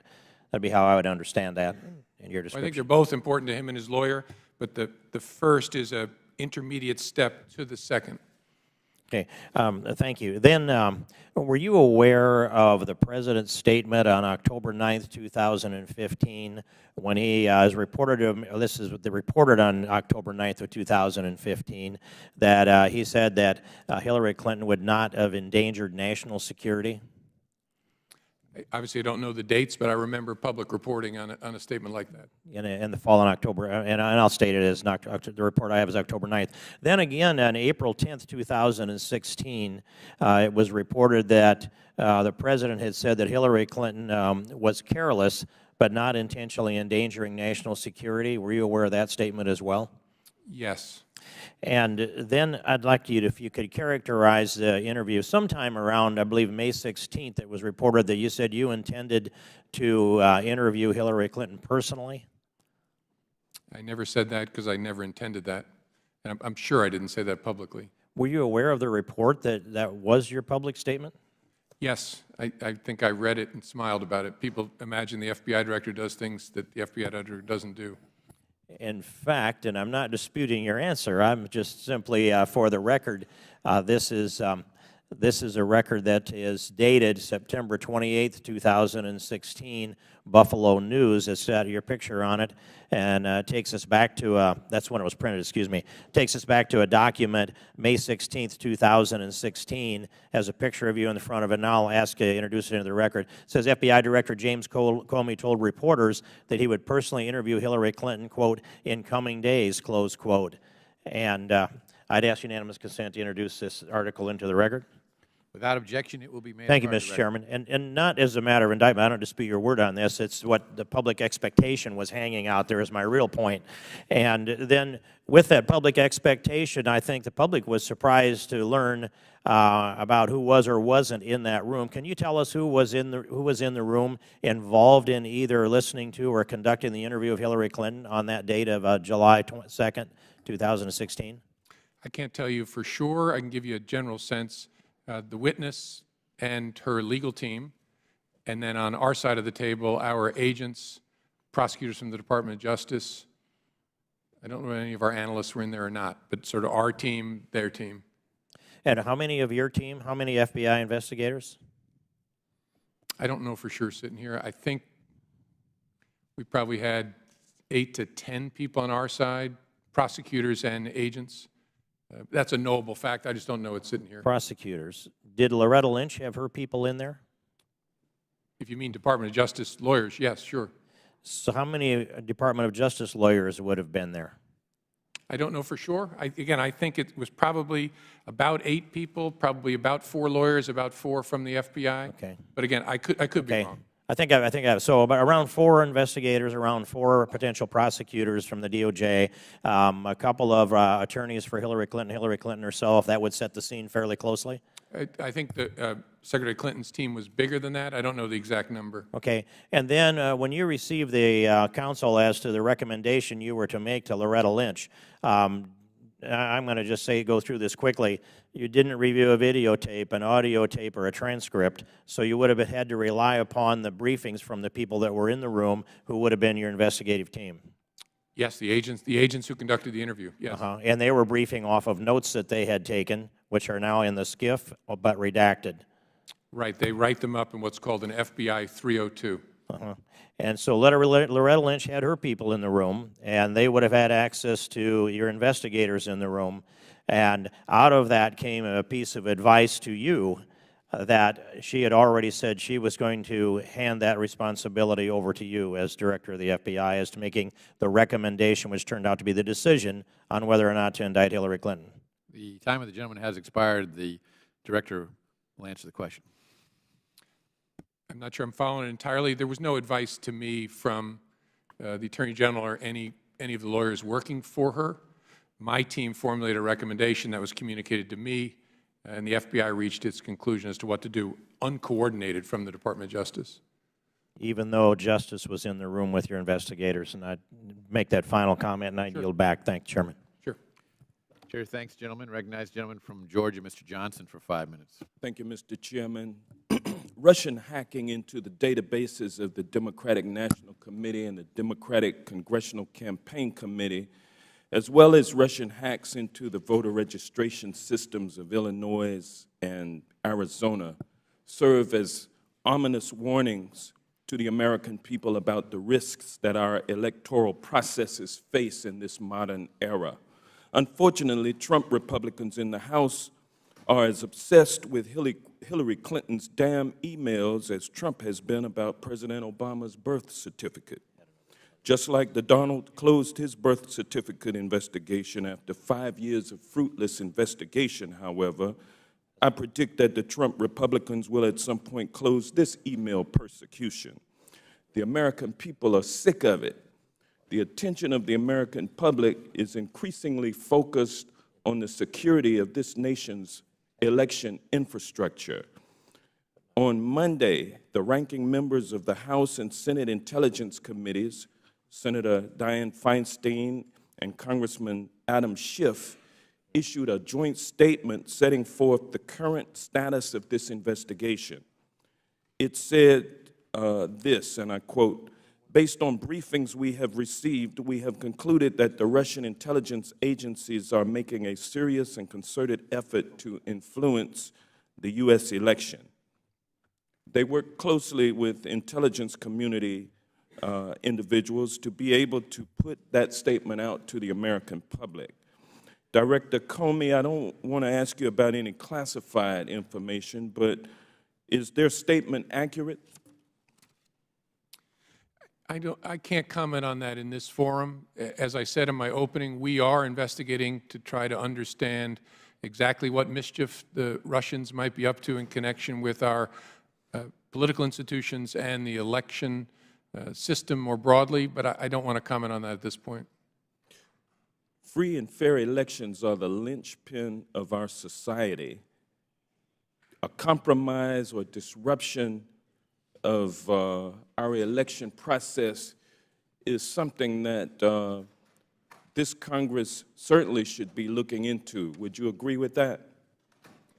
I can't speak, sir, to what Congress should be looking into, but the FBI is looking into this very, very hard for the reasons you say. We take this extraordinarily seriously. Thank you. In June, the FBI Cyber Division issued a flash alert to state officials warning that hackers were attempting to penetrate their election systems. The title of the flash alert was, and I quote, "Targeting Activity Against State Board of Election Systems," end quote. The alert disclosed that the FBI is currently investigating cyber attacks against at least 2 states. Later in June, the FBI warned officials in Arizona about Russian assaults on their election system, and hackers also attacked the election system in Illinois, where they were able to download the data of at least 200,000 or up to 200,000 voters. In August, the Department of Homeland Security convened a conference call warning state election officials and offering to provide federal cybersecurity experts to help scan for vulnerabilities. And yesterday it was announced that at least 18 states have already requested election cybersecurity help to defend their election systems. Director Comey, since these flash alerts and warnings went out over this summer, I'd appreciate you letting us know whether or not there have been any additional attacks on state operations or databases since June. There have been a variety of scanning activities, which is a preamble for potential intrusion activities, as well as some attempted intrusions at voter registration databases beyond those we knew about in July and August. We are urging the states just to make sure that their deadbolts are thrown and their locks are on, and to get the best information they can from DHS, just to make sure their systems are secure. And again, these are the voter registration systems. This is very different than the vote system in the United States, which is very, very hard for someone to hack into because it's so clunky and dispersed. It's Mary and Fred putting a machine under the basketball hoop at the gym. Those things are not connected to the Internet, but the voter registration systems are. So we urge the states to make sure you have the most current information and your systems are tight, because there's no doubt that some bad actors have been poking around. All right. With that, I will yield back the balance of my time, and thank you, sir. The chair recognizes the gentleman from Texas, Mr. Gomert, for 5 minutes. Thank you, Mr. Chairman. And Director Comey, thanks for being here. I was a bit astounded when you said the FBI is unable to control who a witness coming in voluntarily brings into an interview. I've seen a lot of FBI agents tell people who could come into an interview and who could not. And in this case, and I'm sure you've heard some of the questions raised by smart lawyers around the country about providing immunity to people like Cheryl Mills in return for her presenting a laptop that you had every authority to get a subpoena, and if you had brought a request for a search warrant, based on what we now know, I would have had no problem signing that warrant so you could go get it anywhere you want. And in fact, I've talked to former U.S. attorneys, AUSAs, who have said if an FBI agent came in and recommended that we give immunity to a witness to get her laptop that we could get with a subpoena or warrant, then I would ask the FBI not to ever allow this agent on a case. Can you explain succinctly why you chose to give immunity without a proffer of what was on the laptop, give immunity to Cheryl Mills while she was an important witness, and you could have gotten her laptop with a warrant or subpoena? Sure, I'll give it my best shot. The immunity we're calling about here, and the details really matter that we're talking about, is act of production immunity, which says we want you to give us a thing. We won't use anything we find on that thing directly against you. Right? It's a fairly well, and I understand that, and I understood that from reading the immunity deal. And that's what's so shocking, because she was working directly with Hillary Clinton, and therefore it's expected, since the evidence indicates she was pretty well copied on so many of the emails that Hillary Clinton was using, that pretty much anything in there would have been usable against her. And you cleaned the slate before you ever knew. Now, in some of the immunities you gave, the last paragraph mentions a proffer. Was there a proffer of what the witness would say before the immunity deals were given to those that got those immunities? Can I answer first, though, your question about why I think it made sense to have active production immunity for Cheryl Mills' laptop? I'd rather, my time is so limited. All right, please. it's an important question, and I think there's a reasonable answer, but I'll give it another time.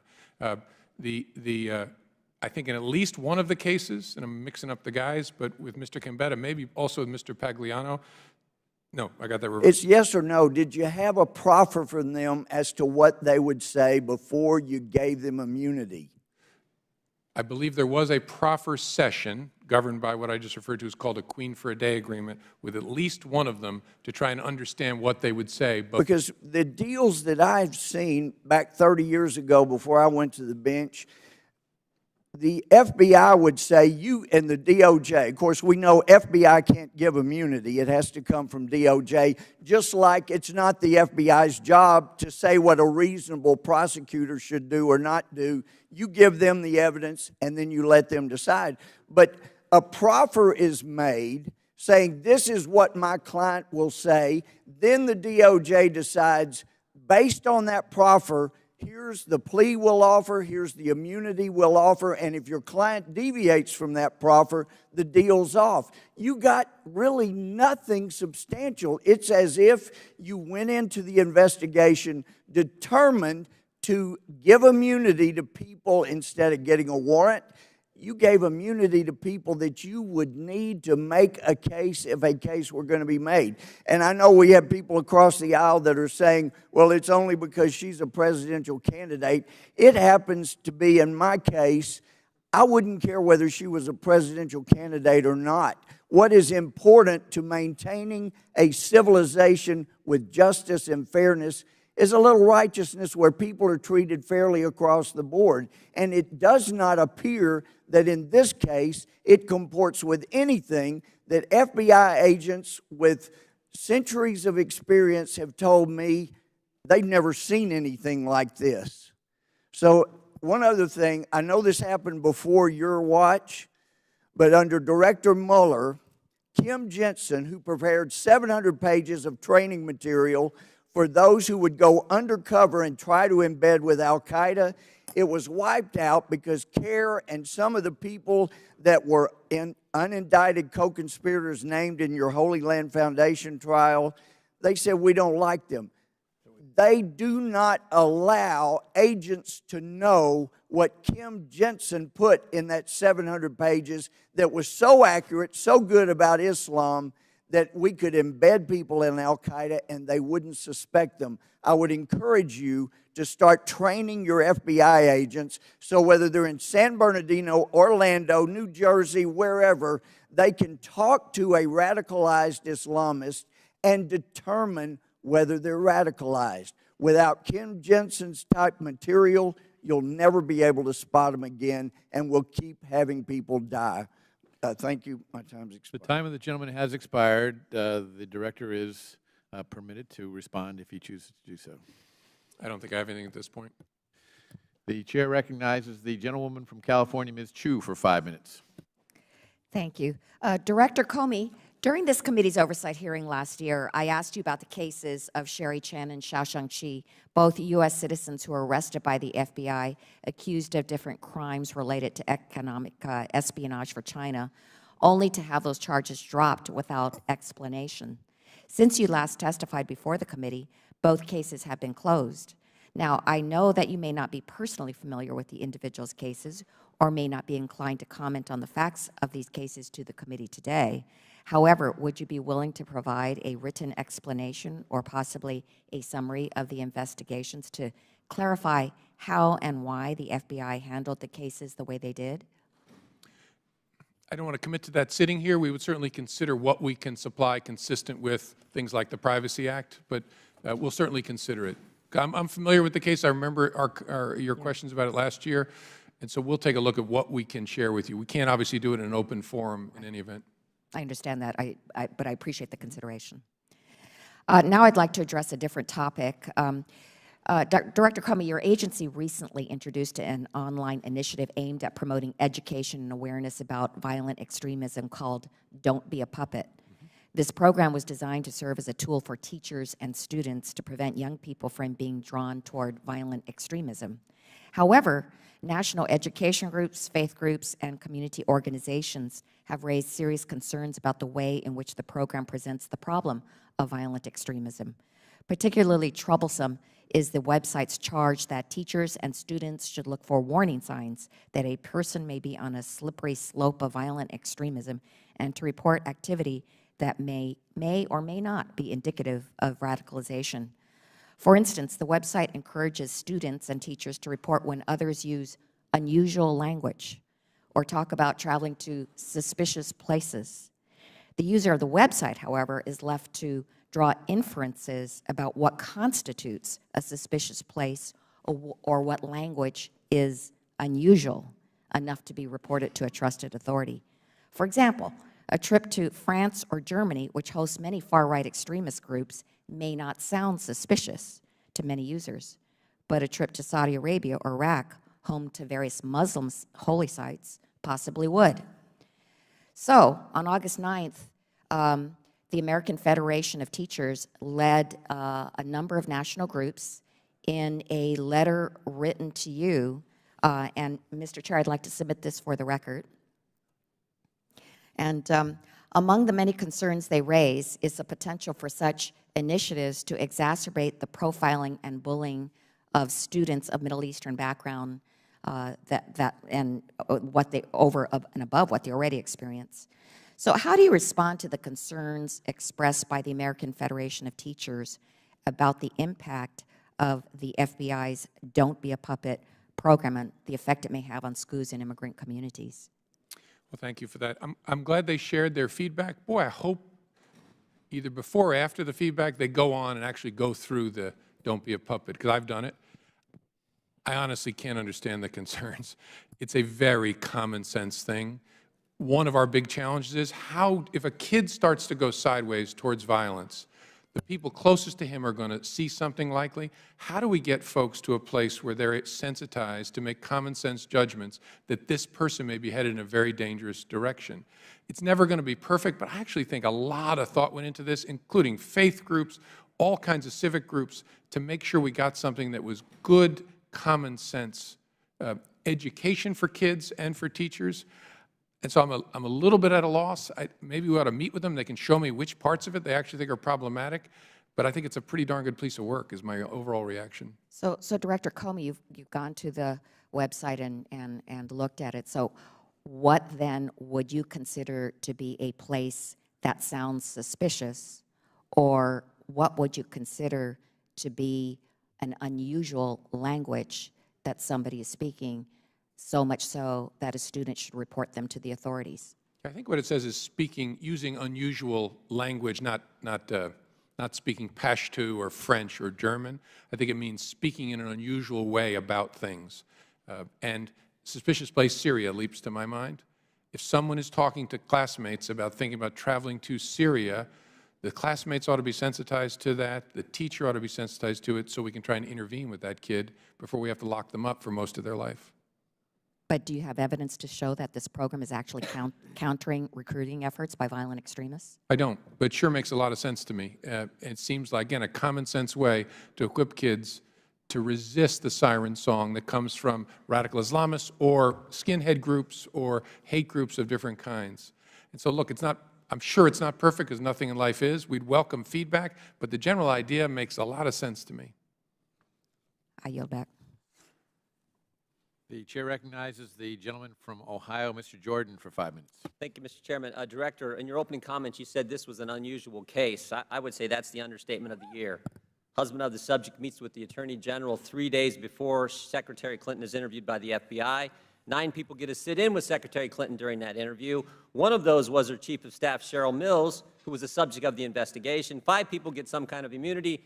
5 people get some kind of immunity, yet no one is prosecuted. 3 of those people who get immunity take the 5th in front of Congress, and one of them doesn't even bother to show up when he's subpoenaed, supposed to have been at that very chair you're sitting at. And of course, the Attorney General announces that she's going to follow your recommendations, even though she doesn't know what those recommendations are, the only time she's ever done that. So of course this was unusual. We've never seen anything like this, which sort of brings me to the post. I'd like to put up the post that some have talked about, which is the post by Mr. Combetta on Reddit. And you said earlier that you don't know if you examined this during your investigation, so let's examine it now. I need to strip out a VIP's address from a bunch of archived email. Basically, they don't want the VIP's email address exposed to anyone. Now, Director, when I hear the term strip out email address, I think of somebody's trying to hide something, somebody's trying to cover up something, and it sort of raises an important question from these 2 sentences. Who's the they who wants something hid, and who's the VIP who also wants something hid? Director Comey, is it likely the VIP well, actually not just a VIP, it's a very, very important person according to Mr. Combetta. Is it likely that that person is Secretary Clinton? Yes, sure. Okay, and is it also likely that the they refers to her Secretary Clinton's staff and specifically Cheryl Mills? I don't know that. Either her lawyers or some staff that had tasked him with the production. So one other thing that's important on that, if we could put that back up, one other thing that's important is the date. The date at the top says July 24th, 2014. So whenever I see a date, I'm sure you do the same thing, I always look at what's happening about that same time frame, what may have happened directly before that, and maybe directly after that. So I went back to your reports that you guys had given to us. The first report back last month, August 18th, 2016, page 15. On page 15, it says, during the summer of 2014, State Department indicated to Cheryl Mills a request for Clinton's work-related emails would be forthcoming. State Department gives Cheryl Mills a heads up that she's got to go round up all of Secretary Clinton's email. On that same page, it says the House Select Committee on Benghazi had reached an agreement with the State Department regarding production of documents on July 23rd, 2014, just the day before, which I find kind of interesting. Then from your report that we got just last week, after reviewing several documents dated in and around July 23rd, 2014, Paul Combetta had a conversation with Cheryl Mills, and after reviewing a July 24th, there's that date again, 2014 email from Brian Pagliano, Paul Combetta explained Cheryl Mills was concerned Clinton's then current email address would be disclosed publicly. So, it sure looks to me like it's Secretary Clinton, as you said, but also that it's Cheryl Mills and Brian Pagliano who are urging Mr. Combetta to cover this stuff up. You agree? From what you read, it sure sounds like they're trying to figure out a way to strip out the actual email address from what they produce. Well, they're actually trying to strip it all out. PST file, everything. Here's the takeaway in my mind. Mills gets a heads up, Cheryl Mills gets a heads up in midsummer of 2014. July 23rd, the day before Mr. Combetta's Reddit post, the Benghazi Committee and the State Department reach an agreement on production of documents. Cheryl Mills has a conversation with Paul Combetta. He goes on Reddit then and tries to figure out how he can get rid of all this email. Even though he's not successful then, he has to do it later down the road with BleachBit. And then the clincher. Just last week, he's going online and trying to delete these Reddit posts. He's trying to cover up his tracks. He's trying to cover up the cover-up. So I guess the question is, and someone's asked it earlier, in light of all this, are you thinking about reopening the investigation? I may have misunderstood what you said during the question.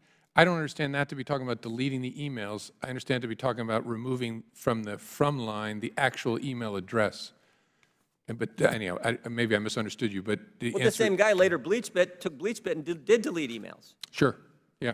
So my question is, the guy you gave immunity to, the guy who took the fifth in front of us, is online trying to figure out how to remove email addresses, change evidence, later uses BleachBit, that guy who won't testify in front of Congress, and he has correspondence with Cheryl Mills. Cheryl Mills, a subject of the investigation. Cheryl Mills, who also got some kind of immunity agreement. Cheryl Mills, who walked out for part of the questions during the interview with the FBI. Seems to me that's pretty compelling, and the timeline's pretty compelling as well. I'm not following compelling of what. There's no doubt that Gambetta was involved in deleting emails. After conversations with Cheryl Mills. He had the OSHIT moment, as he told us. And that's why it was very important for us to interview this guy to find out who told you to do that, why did you do that. That's why he was given use of it. Did you know about the Reddit post when you interviewed him? As I said earlier, I think we did. I think our investigators did. I'm not positive as I sit here.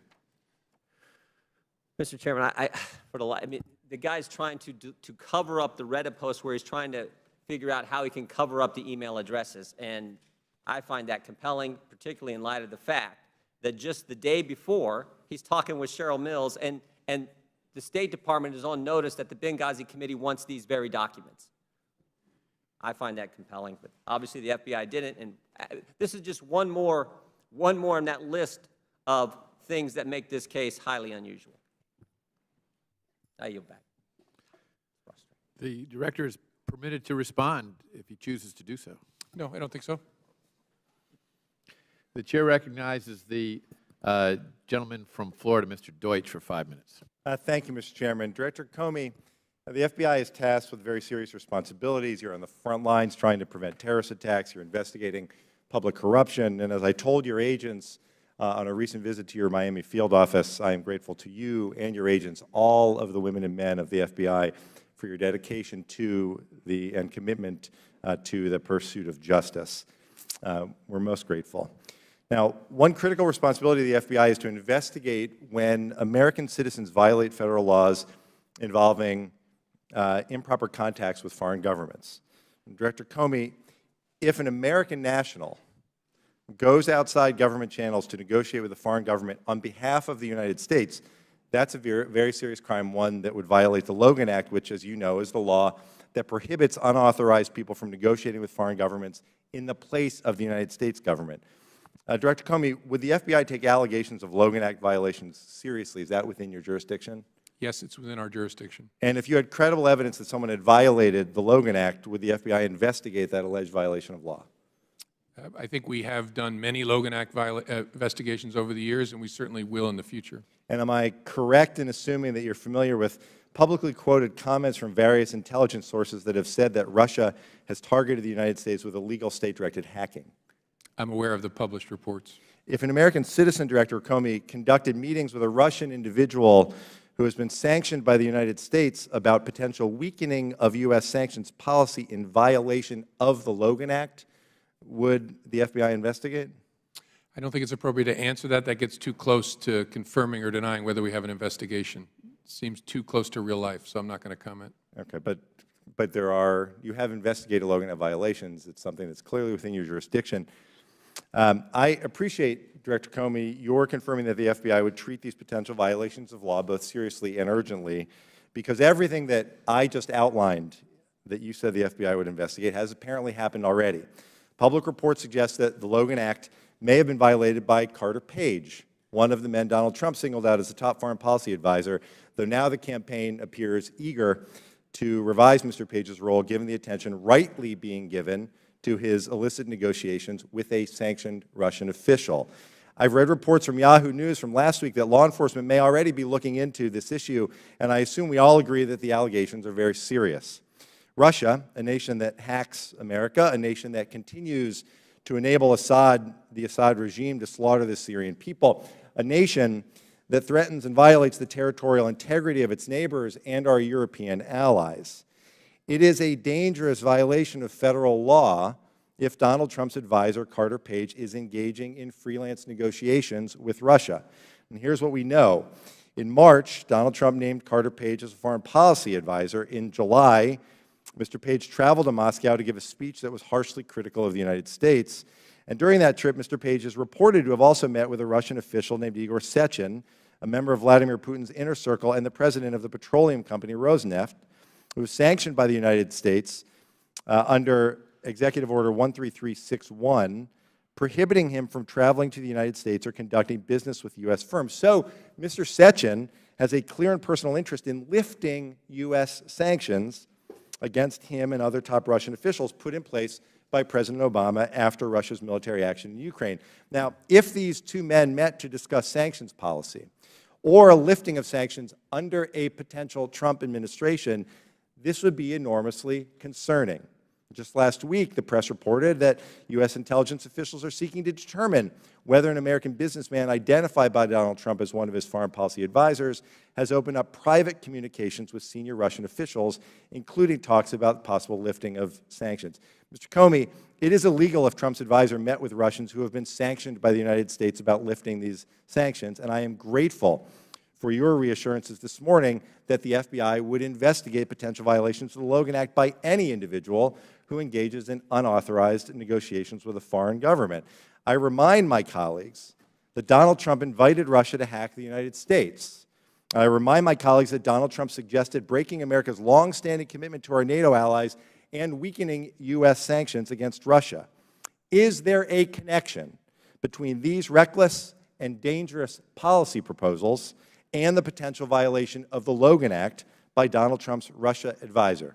Mr. Comey, we appreciate very much the FBI's vigilance in pursuing justice. Mr. Chairman, I yield back. The gentleman is permitted to respond if he chooses to do so. The chair now recognizes the gentleman from Pennsylvania, Mr. Marino, for 5 minutes. Thank you, Chairman. Thank you, Director, for being here. I think we worked on a couple of cases together, our districts. Would you clarify something for me on active production immunity?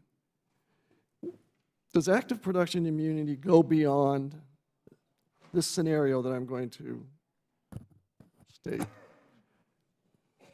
You ask for a computer from a witness.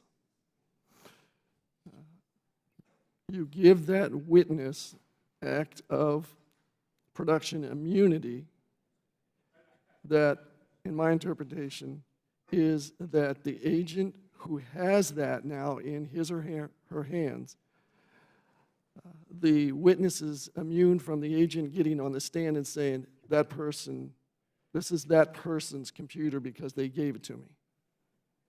Does it go beyond that? Or was there additional immunity for Ms. Mills stating that anything on that computer cannot be used against her? As I recall it, Congressman, the active production immunity for Ms. Mills was, you give us this computer, we will not use, we the Justice Department, anything we find on the computer directly against you in connection with investigation or prosecution for mishandling of classified information. I think that's how they defined it. But that goes beyond act of production. Doesn't act of production simply state that I'm the agent, I can't get on the stand and say that belongs to that individual because they simply gave it to me? It sounds like more additional immunity was given that says, and what is on this we cannot hold against you. Well, I think of it as I still think of it as an active production immunity. That, from my experience, that's what I would characterize that agreement. I guess you're right, there could be a more limited form of active production immunity, which simply says your fact of giving us this object will not be used against you directly. I'd have to think through whether it can be parsed that way, but I think I take your point. So that's why I'm saying additional immunity was given, and I don't think it was warranted at that point. Let me ask you, we both impaneled many grand juries, investigative grand juries. Why not impanel an investigative grand jury whereby you have reasonable suspicion that a crime may have been committed, and then you have the ability to get warrants, subpoenas, get this information, subpoena witnesses before the grand jury under oath, and if they take the fifth, if it's not the target, if they take the fifth, they simply and say, I'm not going to talk to you, you can give them, whether it's use immunity, the AG can give them that, and you had that authority, and then transactional has to come from the judge. And if they refuse to testify then you can say, fine, we're going to take you before a judge, hold you in contempt, and then you're going to sit in jail until you answer our questions. Wouldn't that have been much simpler and more effective than the way this has gone about? I know that I've done it many, many times, and sometimes we find a situation where there isn't enough evidence, and most of the time we find there is enough evidence. Yeah, no, it's a reasonable question. And I don't want to talk about grand jury in connection with this case. That's why I posed it the way I did. From our training, we know we're never supposed to talk about grand jury publicly, but I can answer more generally than that. If anytime you're talking about the prospect of subpoenaing a computer from a lawyer that involves the lawyer's practice of law, you know you're getting into a big Megillah. Okay, please let me interrupt you. Sure. I understand that clearly. Why did you not decide to go to an investigative grand jury? It would have been cleaner, it would have been much simpler, and you would have had more authority to make these witnesses testify. Not the target, but the witness testify. That seems the way to go, Director. We've done it thousands of times. This just was too convoluted. Yeah, again, I need to steer clear of talking about grand jury use in a particular matter. In general, in my experience, you can often do things faster with informal agreements, especially when you're interacting with lawyers. In this particular investigation, the investigative team really wanted to get access to the laptops that were used to sort these emails. Okay, one more Those are statement. lawyers' laptops. That is a very complicated thing. I think they were able to navigate it pretty well to get us access. The media says that Ms. Clinton repeated, the media says, 41 times that I do not recall or do not remember, or variations of that. Is that a fact? Or I don't know. I'm not counted. I've read the 302, obviously. wouldn't that be taken into consideration? I'm sorry? Wouldn't that selective memory be taken into consideration?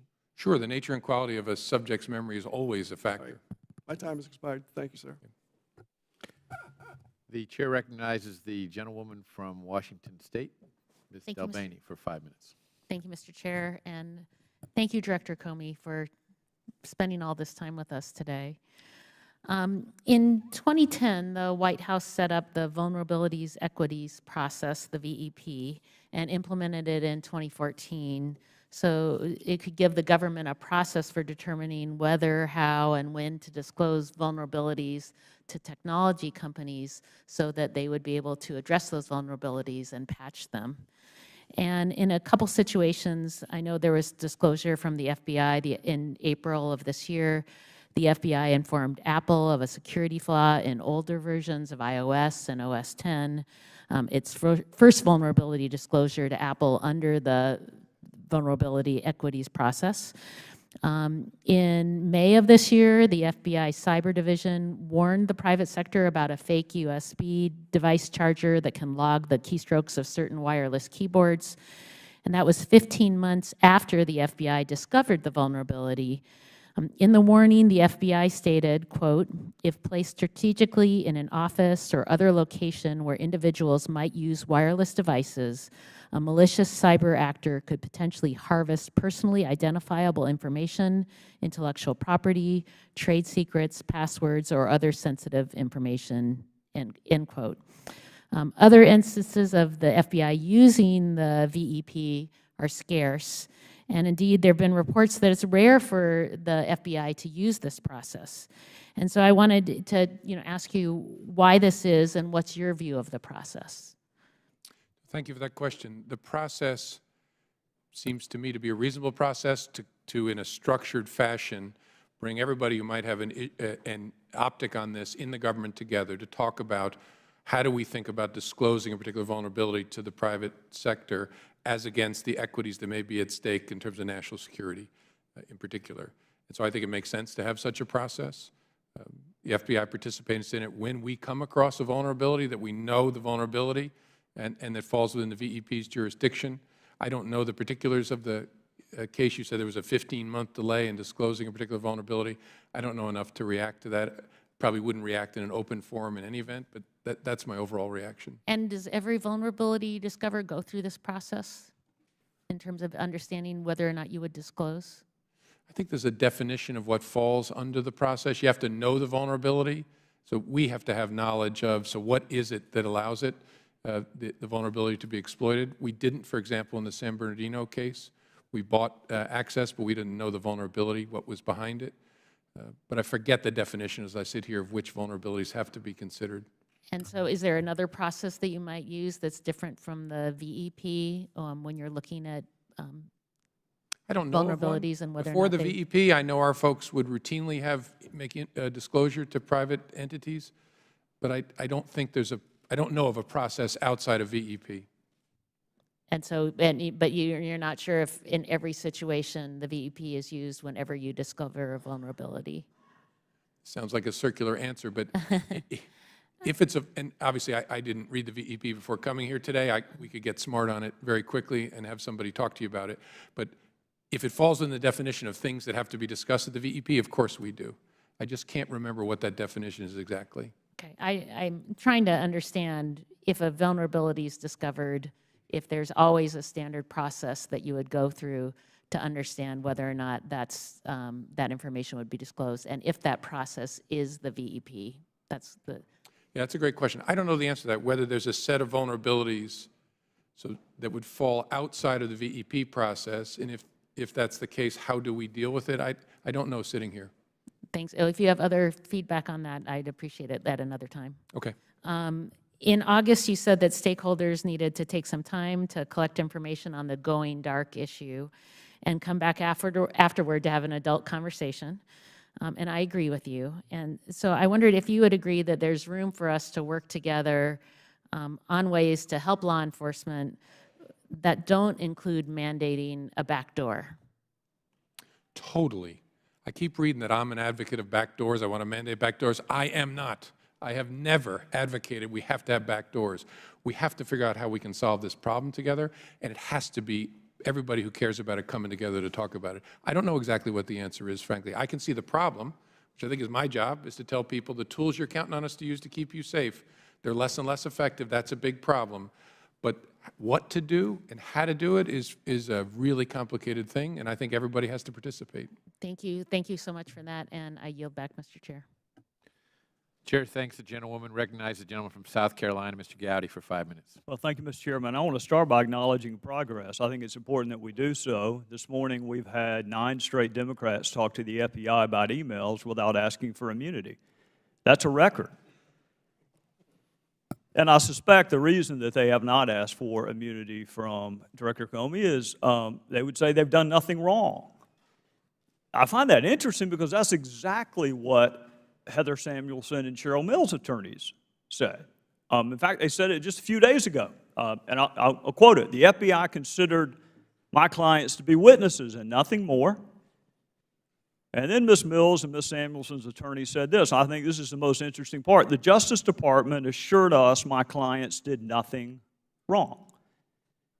Well, Mr. Chairman, if you're assuring subjects or targets or witnesses, whatever you want to call them, that they've done nothing wrong, it does beg the question, what are you seeking and receiving immunity from? I mean, if you've done nothing wrong, laptops don't go to the Bureau of Prisons, Mr. Chairman. People do. So the immunity was not for the laptop. The immunity was for Cheryl Mills. And if the Department of Justice says you've done nothing wrong, it does beg the question of why you are seeking or receiving immunity. And it could be, Mr. Chairman, for a couple of different, it could be for the classified information that was the genesis of the investigation. It could be for the destruction of federal records which came from that initial investigation, or it could be both. Mr. Comey, I want to ask you this. Did the Bureau interview everyone who originated an email that ultimately went to Secretary Clinton that contained classified information? I don't think so. Nearly everyone, but not everyone. Well, you and I had a discussion the last time about intent. You and I see the statute differently. My opinion doesn't matter. Yours does. You're the head of the Bureau. But in my judgment, you read an element into the statute that does not appear on the face of the statute. And then we had a discussion about intent. So why would you not interview the originator of the email to, number one, determine whether or not that originator had a conversation with the secretary herself? There were a handful of people who the team decided it wasn't a smart use of resources to track down. One was a civilian in Japan, as I recall, who had forwarded something that somehow got classified as it went up, and the other were a group of low-level State Department people deployed around the world who had written things that ended up being classified. Nearly everyone was interviewed, but there was a small group that the team decided it isn't worth the resources. Well, to that extent, if you interview the overwhelming majority of the originators of the email, will you make those 302s available to Congress? Because I counted this morning 30-something 302s that we do not have. Okay. I'll go back and check. My goal is maximum transparency, consistent with our obligations under the law. I'll check on that. Well, and I appreciate it for this reason. Intent is awfully hard to prove. Very rarely do defendants announce ahead of time, I intend to commit this crime on this date. Go ahead and check the code section. I'm going to do it. That rarely happens. So you have to prove it by circumstantial evidence, such as whether or not the person intended to set up an email system outside the State Department, such as whether or not the person knew or should have known that his or her job involved handling classified information, whether or not the person was truthful about the use of multiple devices, whether or not the person knew that a frequent emailer to her had been hacked, and whether she took any remedial steps after being put on notice that your email or someone who's been emailing with you prolifically had been hacked. And whether or not, and I think you would agree with this, Director, false exculpatory statements are gold in a courtroom. I would rather have a false exculpatory statement than a confession. I would rather have someone lie about something and it be provable that that is a lie, such as that I neither sent nor received classified information, such as that I turned over all of my work-related emails. All of that, to me, goes to the issue of intent. So I got two more questions, then I'm going to be out of time. For those who may have to prosecute these cases in the future, what would she have had to do to warrant your recommendation of a prosecution? If all of that was not enough, because all of that's what she did, if all of that's not enough, I mean, surely you cannot be arguing that you have to have an intent to harm the United States to be subject to this prosecution. I mean, that's treason. That's not a violation of this statute. No, I think we'd have to be able to prove beyond a reasonable doubt a general awareness of the unlawfulness of your conduct. You knew you were doing something you shouldn't do. And then, obviously, that's on the face of the statute itself. Then you need to consider, so who else has been prosecuted and in what circumstances, because it's all about prosecutorial judgment.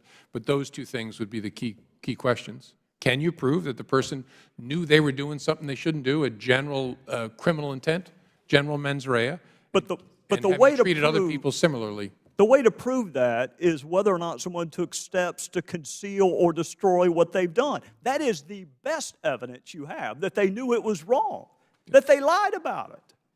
It's very good evidence. Always want to look at what the subject said about their conduct. Well, and there's a lot. There's a lot. If you saw her initial press conference, it all falls under the heading of false exculpatory statement. I'm out of time, Mr. Chairman, but the director did. You started off by giving us examples of things the Bureau has done. And every one of us who's worked with the FBI, that is the FBI that I know. The one that went and saved that girl in North Carolina, that is the FBI that I know.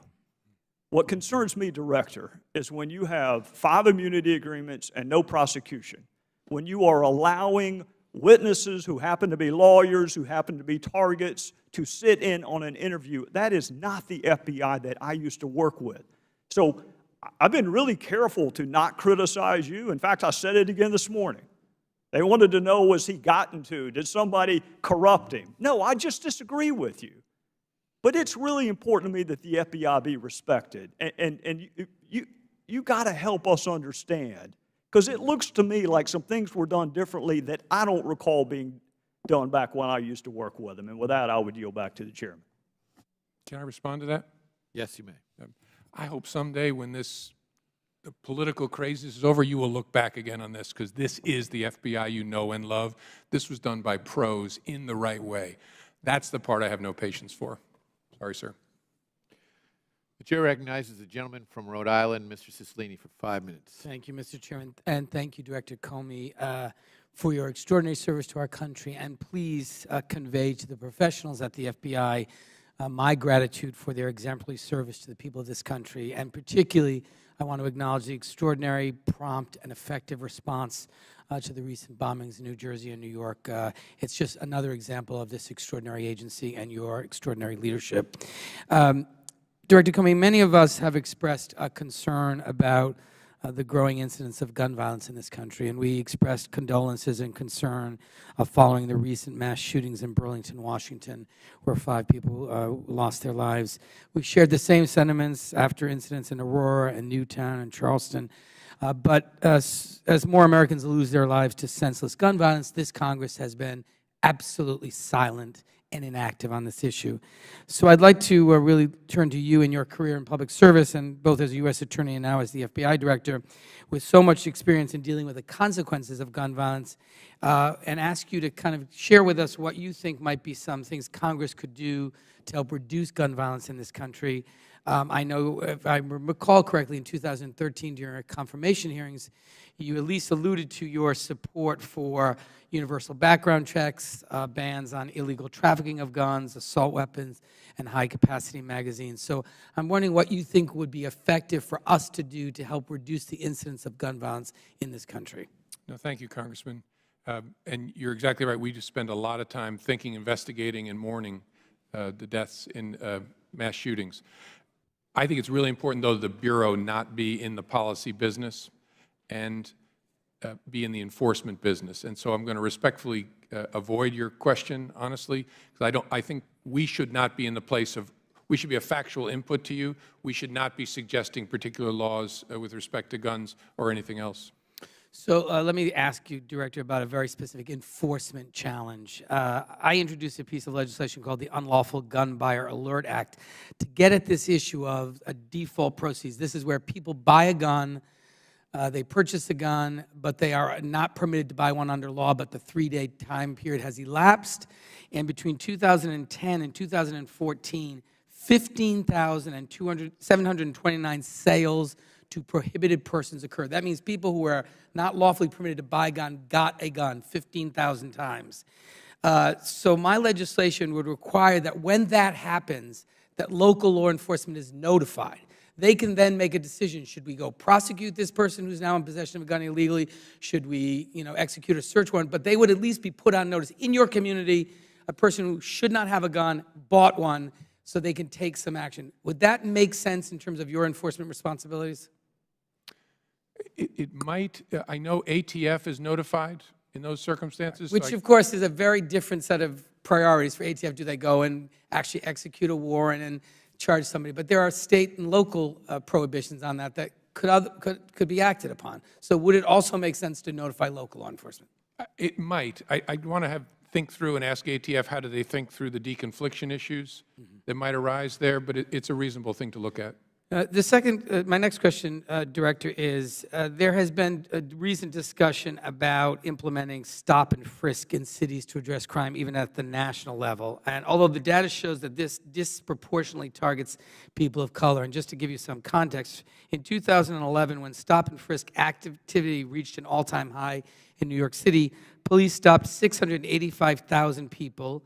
53% of those individuals were black, 34% were Latino, and 9% were white. More than half were ages 14 to 24 years old. And of the 685,000 people that were stopped and frisked, 88% were neither arrested nor received any sort of citation. Do you believe this stop and frisk policy is an effective tactic to address crime in our nation's cities? What would a federal implementation look like that Mr. Trump has called for? And how can Congress minimize racial profiling and discriminatory, ineffective techniques like stop and frisk, and instead promote activities that build trust and confidence between the police and the community? I don't know what a federal program would look like because we're not in the policing business. We're investigative agencies at the federal level.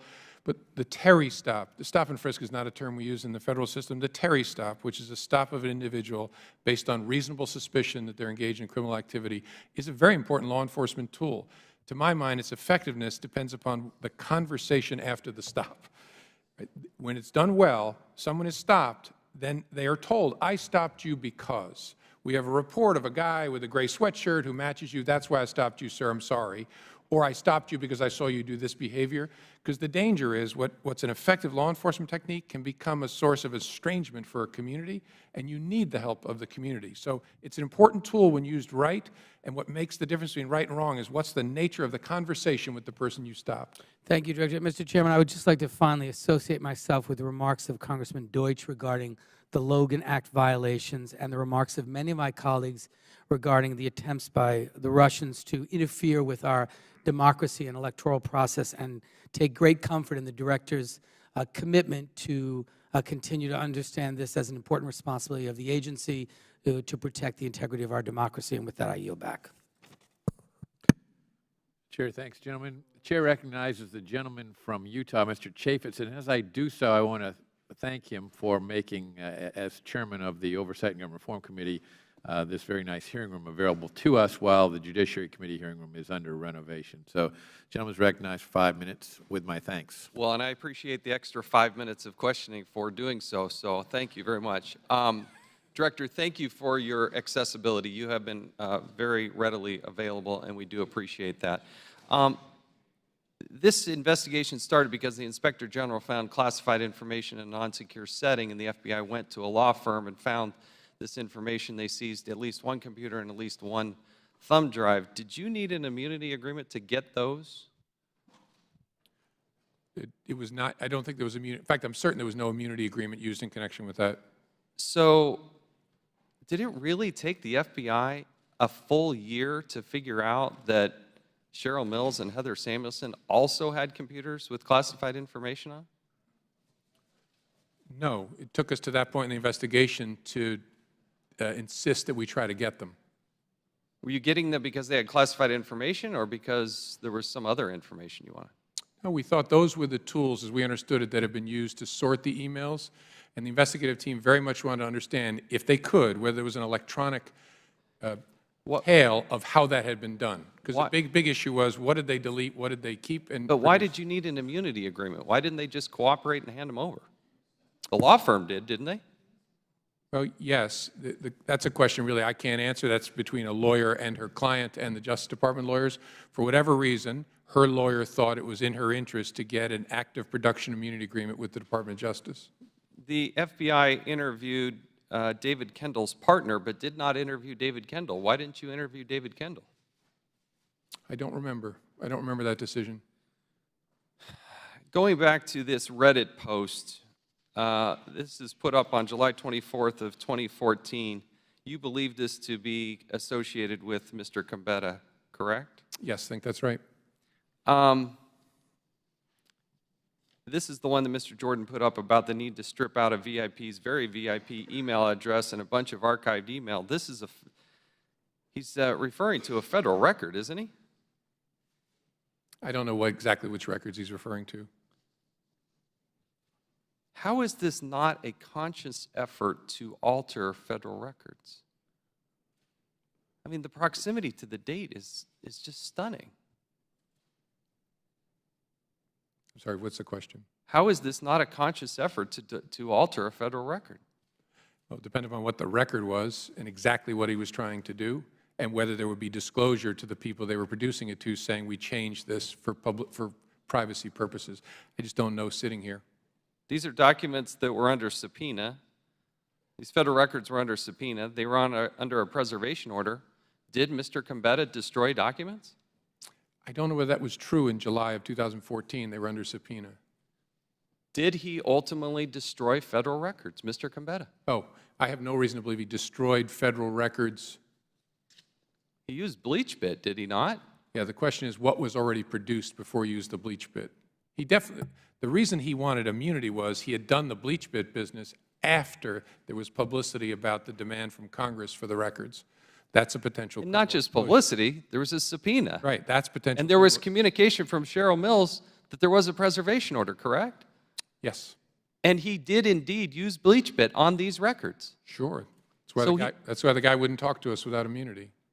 And so when you got immunity, what did you learn? We learned that no one had directed him to do that, that he had done it. You really think that he just did this by himself? I think his account, again, I never affirmatively believe anybody except my wife, but the question is, do I have evidence to disbelieve him? And I don't. His account is credible, that he was told to do it in 2014, screwed up and didn't do it, panicked when he realized he hadn't, and then raced back in and did it after Congress asked for the records and the New York Times wrote about them. That was his shit moment.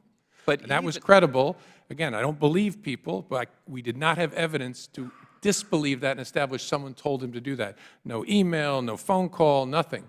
The hope was, if he had been told to do that, that would be a great piece of evidence. If we give him immunity, maybe he'll tell us, so-and-so told me to, so-and-so asked me to, and then we're working up the chain. But he did indeed destroy federal records, and he was told at some point to do this, correct? Who told him to do that initially? When he was supposed to do it in December, and he didn't do it. Who told him to do that? One of Secretary Clinton's staff members, I can't remember sitting here, we know that. One of her lawyers might have been Cheryl Mills. Someone on the team said, we don't need those emails anymore, get rid of the archive file. This is what's unbelievable about this, because there's classified information, there are federal records that were indeed destroyed. And that's just the fact pattern. Let's go back to this. Here's the other thing that I draw to your attention that is new. September 15th of this year, I issued a subpoena from the Oversight and Government Reform Committee. On these Reddit posts, 4 days later, they were destroyed or taken down. They were deleted.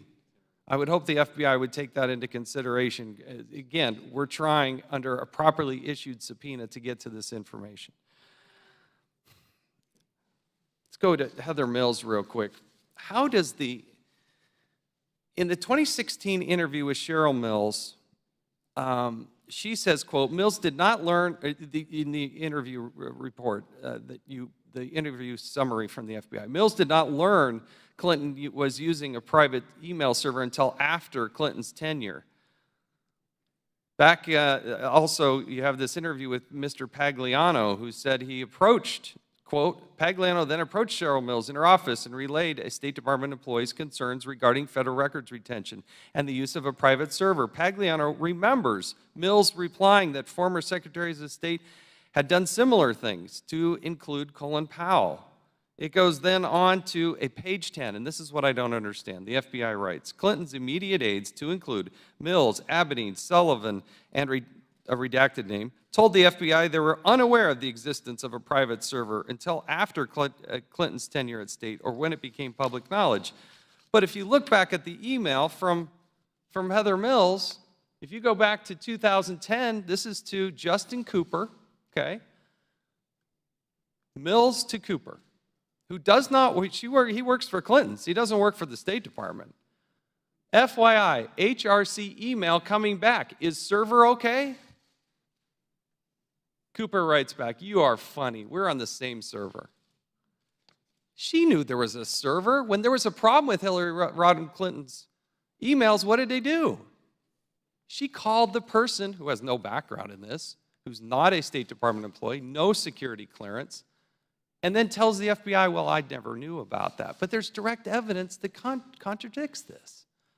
How do you come to that conclusion and write that in the summary statement that she had no knowledge of this? That's a question? Yes. The time of the gentleman has expired, but the Director will answer the question. I don't remember exactly sitting here.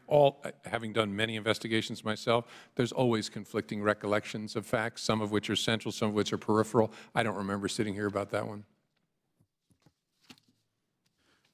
The Chair recognizes the gentleman from Florida, Mr. DeSantis, for 5 minutes. Director Comey, violent crime is up in this country, isn't it? Our UCR stats we just released show a rise in homicide and other violent crime in The 15. violent crime, I think, was about 4%, but the homicides were up 10%. Is that correct? Right, 10.8%. And that's a pretty startling, concerning increase. Do you agree? Yes, it is concerning. Now, I don't know if you have data in 2016, but is your sense that 2016 is going to look closer to 2015, or will it be, is there any indication that the rate's going to go back down? No, we continue to see spikes in some big cities in a way we can't quite make sense of. There's no doubt that some 15 to 30 cities are continuing to experience a spike. Whether that'll drive the whole number up, I don't know. Now, the FBI has now assumed control of the Dahir Adan, the Minnesota stabbing terrorist investigation. Is that confirmed that that was a terrorist attack at this point? We're still working on it. It does look like, at least in part, he was motivated by some sort of inspiration from radical Islamic groups. Which groups and how, we're not sure of yet. But he was praising Allah, was asking at least one of the potential victims whether they were Muslim, and I know ISIS did take responsibility for it, correct? They claim responsibility. That isn't dispositive for us, because they'll claim responsibility for any savagery they can get their name on. But we're going through his entire electronic record and history of all of his associations to try and understand that. Now, there was a report from the House Homeland Security last year that said that Minnesota was actually the #1 source for ISIS fighters in the United States. One, do you acknowledge that, or do you agree that that's true? And if so, why is Minnesota churning out so many jihadists? I don't know for sure whether that's true, but it sounds about right. We have very few ISIL fighters from the United States, even over the last 2 years. There have been a number of Somali American heritage young men who've gone to fight with al-Shabaab in Somalia and with ISIL. I suspect the reason is that's one of the few areas in the United States where we have a large concentration susceptible to that recruiting. The great thing about America is everybody's kind of dispersed. That's one of the areas where there's an immigrant Muslim community that seems to be susceptible for some reason. In small measure, again, we're talking about 8 people, I think the number is. But that's my reaction to that. Well, what's the FBI doing to deal with the problem? You have an insular community that may make this problem more significant. So how is the FBI combating that? Oh, in a bunch of different ways, with lots of partners, to make sure we know the folks especially the Somali American community in Minneapolis. The U.S. Attorney there has done a great job. Have they been helpful with the FBI? Very, because they don't want their sons or daughters involved in this craziness any more than anybody else does. Now, with Paul Gambetta, I'm just trying to figure out what happened here. He never said that he remembered anything from that March 25th phone conversation with the Clinton people. Of course, that was days before he bleach-bitted the emails. He never said he had any factual knowledge of anything that happened on that call. Is that his basic statement? So I read the 302s. He didn't really provide any information. I can't remember for sure. It'd be in the 302. You've probably seen it more recently. Well, I saw one 302 said that he pled the 5th. Obviously, he was given immunity. Another said that there was an invocation of attorney-client privilege at one time in one of the other summaries. So I'm just trying to figure out, what happened with Gambetta. Why was he not able to provide information? He had immunity. This was something that was much more fresh in his mind than previous conversations with Clinton people would have been. And yet you said he was credible. To me, feigning ignorance, that is not credible given the timeline where you have the New York Times saying that this server existed. The House immediately sends a subpoena. He has this conversation, and then lo and behold, a few days later, all the emails are bleach-bitted. He told us that with immunity, that no one directed him to do it, instructed him to do it. We developed no evidence to contradict that. Again, we're never in the business of believing people. The question is always, what evidence do we have that establishes disbelief? We don't have any contrary evidence. His account is uncontradicted by hard facts. Well, he's in a situation where he has, these things are now under a subpoena, and he has conversations with people who they potentially could implicate, and then he takes this action. So I guess the question is it more reasonable to think that he just would have said, oh, you know what, I just need to all of a sudden bleach bit this stuff without any direction at all? I just find that to be something that is difficult to square. Let me ask you this. In September, you sent a memo to your employees at the FBI basically defending the way the Bureau handled this investigation. Why did you send that?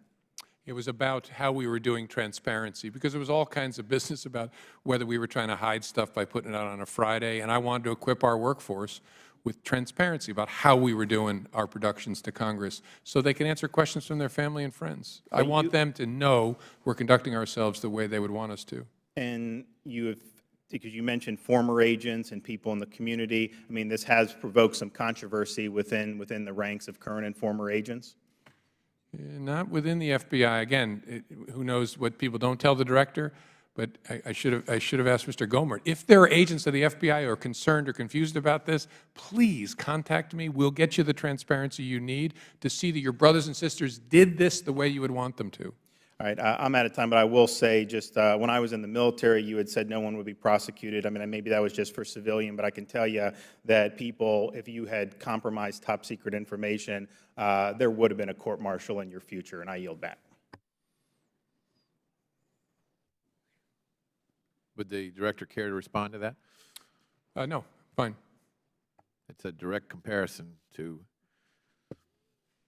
the finding of yourself that, as you stated in your news conference, that no prosecutor would prosecute somebody under similar circumstances. I understood Mr. DeSantis to be expressing a personal opinion. I accept that at face value. I just haven't seen the cases that show me on the public record that that's true. But I accept his good faith. The Chair recognizes the gentleman from Texas, Mr. Ratcliffe, for 5 minutes. Thank you, Mr. Chairman. Director, did you make the decision not to recommend criminal charges relating to classified information before or after Hillary Clinton was interviewed by the FBI on July the 2nd? After.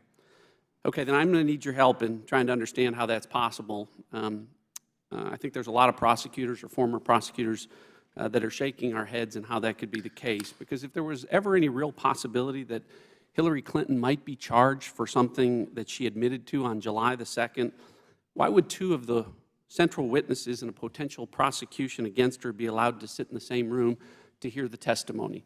Now, I've heard your earlier answers today. You said that, well, it was because the interview was voluntary and they were her lawyers.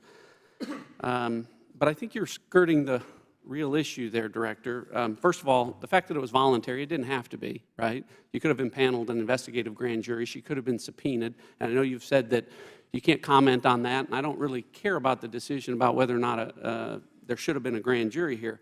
But since you didn't have one, it goes to the issue at hand about whether or not this interview should have ever taken place. With due respect to the answers that you've given, the FBI and the Department of Justice absolutely control whether or not an interview is going to take place with other witnesses in the room, because the simple truth is, if under the circumstances as you've described, those interviews never take place. If there was ever any possibility that something Hillary Clinton might have said on July 2nd could have possibly resulted in criminal charges that might possibly resulted in a trial against her relating to this classified information, well, then, to use your words, Director, I don't think that there's any reasonable prosecutor out there who would have allowed two immunized witnesses central to the prosecution to proving the case against her to sit in the room with the interview, the FBI interview of the subject of that investigation. And if I heard you earlier today, in your long career, I heard you say that you've never had that circumstance. Did I hear you correctly? That's correct. But okay, and I never have either, and I've never met a prosecutor that's ever had that. So, to me, the only way that an interview takes place with the two central witnesses and the subject of the investigation is if the decision has already been made that all three people in that room are not going to be charged. Okay, can I respond? Yes, please.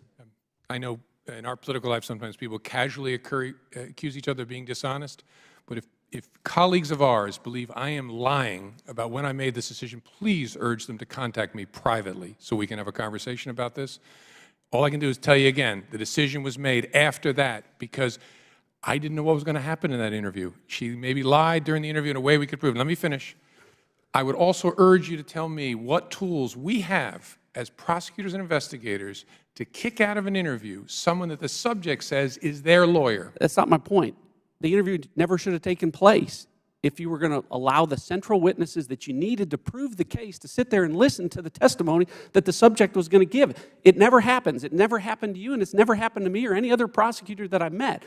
And I know you've defended the people that were involved in this as being great, but if it's never happened, I wonder why this is a case of first precedent with respect to that practice that you and I have never seen in our careers. You and I don't control the universe of what's happened. I suspect it's very unusual. A key fact, though, that maybe is leading to some confusion here is we had already concluded we didn't have a prosecutable case against Heather Samuelson or Cheryl Mills at that point. If they were targets of our investigation, maybe we would have canceled the interview. But frankly, our focus was on the subject. The subject at that point was Hillary Clinton. All right, let me move on. According to the FBI's own documents, Paul Gambetta was, in his first interview on February the 18th, told FBI agents that he had no knowledge about the preservation order for the Clinton emails, correct? I don't know the dates of that, but I'm sure it's in the 302. Okay, but then 2.5 months later, on May the 3rd, his second interview, he made a 180-degree turn. And he admitted that, in fact, he was aware of the preservation order, and he was aware of the fact that that meant that he shouldn't disturb the Clinton emails, correct? Yep. Okay, well then I need your help again here, because when I was at the Department of Justice, your reward for lying to federal agents was an 18 U.S.C. 1001 charge or potential obstruction of justice charge. It wasn't immunity. Depends on where you're trying to go with the investigation. If it's a low-level guy and you're trying to move up in the chain, you might think about it differently. Well, he lied to an FBI agent. You don't think that's important? Oh, it's very important. Happens all the time. Unfortunately, it's very, very important. Sometimes you prosecute that person and end their cooperation. Sometimes you try and sign them up. But if they lie to an FBI agent after they're given immunity, they violated the terms of their immunity agreement. Oh, sure, after the agreement. And so that's my point. He shouldn't have immunity anymore. Oh, I'm sorry, I may have misunderstood you. He lied to us before he came clean under the immunity agreement and admitted that he had deleted the emails. No, not according to the FBI's documents. He had the immunity agreement in December of 2015. These interviews took place in February and March and May of this year, 2016. Gambetta? Gambetta. Okay, then I'm confused and misremembering, but I don't think that's right. Okay, well, my time's expired, but I have one last question, and I think that's important. At this point, based on everything, do you think that any laws were broken by Hillary Clinton or her lawyers? Do I think that any laws were broken? Yeah. I don't think there's evidence to establish that. Okay. Well, I think you're making my point when you say there's no evidence to establish that. Maybe not in the way she handled classified information, but with respect to obstruction of justice. And you've got a pen here. I just want to make sure the record's clear about the evidence that you didn't have, that you can't use to prove. So this comes from the FBI's own report. It says that the FBI didn't have the Clintons' personal Apple server used for Hillary Clinton work emails. That was never located, so the FBI could never examine it. An Apple MacBook laptop and thumb drive that contained Hillary Clinton's email archives was lost, so the FBI never examined that. 2 BlackBerry devices, provided the FBI didn't have SIM cards or SD data cards. 13 Hillary Clinton personal mobile devices were lost, discarded, or destroyed with a hammer, so the FBI clearly didn't examine those. Various server backups were deleted over time, so the FBI didn't examine that. After the State Department and my colleague, Mr. Gowdy, here notified Ms. Clinton that her records would be sought by the Benghazi Committee, copies of her emails on the laptops of both of her lawyers, Cheryl Mills and Harold Mills, and Heather Samuelson, were wiped clean with bleach bits, so the FBI didn't review that. After those emails were subpoenaed, Hillary Clinton's email archive was also permanently deleted from the Platte River Network with bleach bit, so the FBI didn't review that. And also after the subpoena, backups of the Platte River server were manually deleted. Now, Director, hopefully that list is substantially accurate because it comes from your own documents. My question to you is this. Any one of those in that very, very long list, to me, says obstruction of justice. Collectively, they scream obstruction of justice, and to ignore them, I think, really allows not just reasonable prosecutors, but reasonable people to believe that maybe the decision on this was made a long time ago not to prosecute Hillary Clinton. And with that, I yield back. Director, do you care to respond? Very briefly, to ignore that which we don't have, we're in a fact-based world. So we make evaluations based on the evidence we're able to gather using the tools that we have. So it's hard for me to react to these things that you don't have. So that's my reaction to it.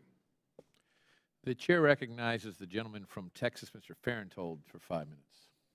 Thank you very much. Director Comey, thank you for being here. I know this is, there are a lot of things you would probably much rather be doing than sitting on the hot seat, so to speak.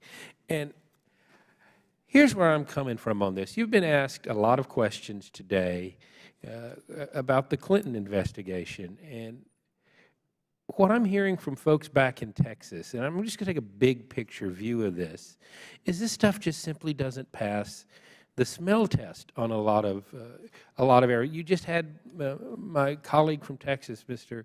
Ratcliffe, list a long list of things that y'all didn't have in the investigation. You've been asked earlier today, well, you know, would you reopen the investigation? What would it take to get you to reopen the investigation? We've had 5 people given immunity, which basically we got nothing when, you know, perhaps a plea agreement or something else might have worked. You have your interpretation in your previous testimony before Congress that Section 793F required intent when, in fact, the standard is gross negligence. And it is just a long list of things that just have people scratching their heads going, if this were to happen to me, I would be in a world of hurt, probably in jail. And how do you respond to people who are saying that this is not how an average American would be treated? This is only how Hillary Clinton would be treated. Yeah, look, I've heard that a lot, and my response is demand, when people tell you that others have been treated differently, demand from a trustworthy source the details of those cases. Because I'm a very aggressive investigator. I was a very aggressive prosecutor. I have gone back through 40 years of cases, and I'm telling you, under oath, that to prosecute on these facts would be a double standard, because Jane and Joe Smith would not be prosecuted on these facts. Now, you'd be in trouble. That's the other thing I've had to explain to the FBI workforce. You use an unclassified email system to do our business, and in the course of doing our business, talk about classified topics, you will be in big trouble at the FBI. I'm highly confident of that. I'm also highly confident, in fact certain, you would not be prosecuted. That's what folks tend to lump together. So I care deeply about what people think about the justice system, and that it not have 2 standards. It does not, and this demonstrates But you look at General Petraeus in his handling of classified information. You look at, and I'll go back to what you're saying. But when you look at it, demand to know the facts. I don't want to dump on General Petraeus, because the case is over, but I would be happy to go through how very different that circumstance is than this circumstance. And you talk about, you tell your FBI agents, if you do what we're investigating here with material from the FBI, you'd be a world of trouble. I would assume that could potentially be fired. Is Hillary Clinton she didn't get in any trouble at the State Department. The only trouble she's got now is trying to explain it to the American people. Right, she's not a government employee, so the normal range of discipline that would be applied to FBI employees if they did something similar doesn't apply. And I think that's some of the reason for people's confusion, lumping these 2 together, and their frustration, but it is what it is. And all I can tell people is demand the facts. When people tell you, oh, so-and-so has been treated differently, demand the facts on that. All right, so if somebody were to, let's just do a hypothetical. Let's say somebody here in Congress were to email my personal email some classified information, and I'm on I get my phone, it comes to my cell phone too, my personal email comes to my personal cell phone.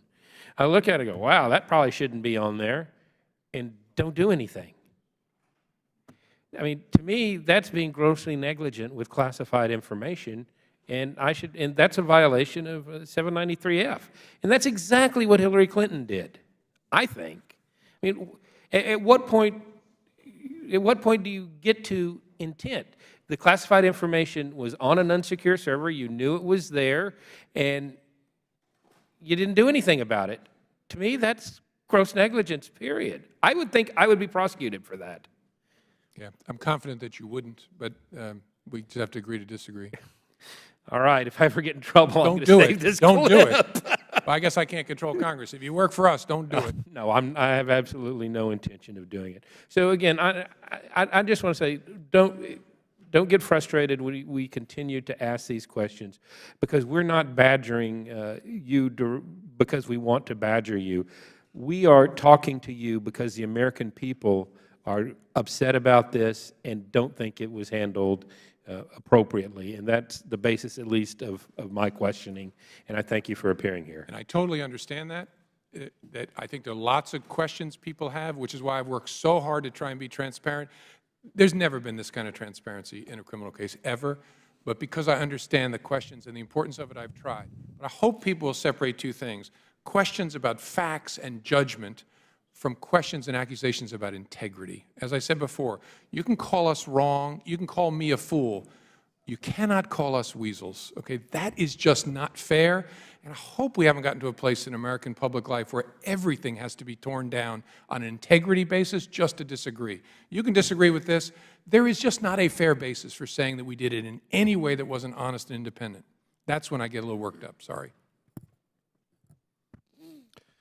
I'm out of time. The chair recognizes the gentleman from Michigan, Mr. Bishop, for 5 minutes. Thank you. Thank you, Director Comey. I appreciate your testimony here today. Just in follow-up to all this discussion regarding the Clinton investigation, specifically with regard to the interview of Secretary Clinton, I'm holding in my hand a memorandum from Deputy Attorney General James Cole. It's dated May 12, 2014. This memorandum was issued to you and others on the policy concerning electronic recording of statements. Are you familiar with this memorandum? Mm-hmm. The policy establishes a presumption that the FBI will electronically record statements made by individuals in their custody. Now, I know that Secretary Clinton was not technically in custody, but the policy also encourages agents and prosecutors to consider electronic recording in investigative or other circumstances where that presumption does not exist. The policy also encourages agents and prosecutors to consult with each other in such circumstances. And given the magnitude of what we've been talking about today and the huge public interest and demand for information with regard to the public trust, I think this is specifically important to this discussion. Now, you're aware of this policy, correct? Right, that applies to people that are in handcuffs. But not, it also applies to, the policy also encourages agents and prosecutors to consider electronic recording in investigative matter and other matters where that presumption does not exist. Does it not? The FBI doesn't do it, but sure, I understand that they encouraged us to talk about it. So did the agents then did not consider to conduct the interview in a recorded situation then? We do not record non-custodial interviews. Okay. Now, maybe someday folks will urge us to change that policy, but we don't, and we sure wouldn't want to change it in one particular case. Well, that's the policy. I'm just reading the policy that's issued by the Deputy Attorney General, James Cole, that is to you and to others in the Department of Justice that establishes the policy. So if you don't do it, I assume that you're doing it against the policy of the Department of Justice. No, that policy only governs custodial interrogation, so people who've been locked up. We do not, and it is not inconsistent with Department of Justice policy, record non-custodial, so that is voluntary interviews where someone's not in our custody. Well, I'm reading this differently then, because it does say that there's an exception that it is within your discretion to record such. Well, sure, you could, and I don't know, maybe some other federal investigative agencies do. The FBI's practice is we do not record non-custodial interviews. Okay, thank you, Director. I want to pivot, if I can, and build off Representative DeSantis's questions with regard to the refugees attempting to enter the United States, and specifically with regard to Syrian refugees. Wondering if you can tell me, we've talked about this process and the fact that we do not have a process in place that we can rely upon. You've indicated before when you testified, and I asked the question, that we just simply don't have enough information to ensure that we have the information that we need to ensure that these people are not a threat to our country. Can you expand upon that now after a year? Can you tell me whether or not we've got more information, more capabilities to vet these refugees? And I say this because in my district in Michigan, In this fiscal year, Michigan has taken the 4th most refugees of all states, 4,178, and we've taken the 3rd most for Iraq, the 2nd most from Syria. Michigan has absorbed an enormous number of refugees, and I think you can understand our concern with regard to the fact that we don't have information necessary to identify whether or not they're a threat. Can you assuage my concern, the concerns of my constituents, that we have a system in place that we can vet these individuals and they don't pose a threat to our country? I can assuage in part and restate my concern in part.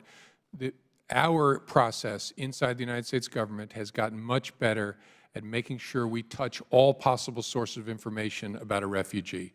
The interview process has gotten more robust, so we've gotten our act together in that respect. The challenge remains, especially with respect to folks coming from Syria. We're unlikely to have anything in our holdings. That is, with people coming from Iraq, the United States government was there for a very long period of time. We had biometrics, we had source information. We're unlikely to have that kind of picture about someone coming from Syria, and that's the piece I just wanted folks to be aware of. Has anything changed in your vetting process? Have you updated it? Do you have any concerns with regard? We've seen an increased terrorist activity in the last 6 months, including New York, New Jersey, and Minneapolis. Has anything changed in the vetting process? Can you be confident that foreign fighters or other refugees entering the country are not planning future attacks on our country? Well, as I said, over the last year, since I was last before you, the vetting process has gotten more effective in the ways I described.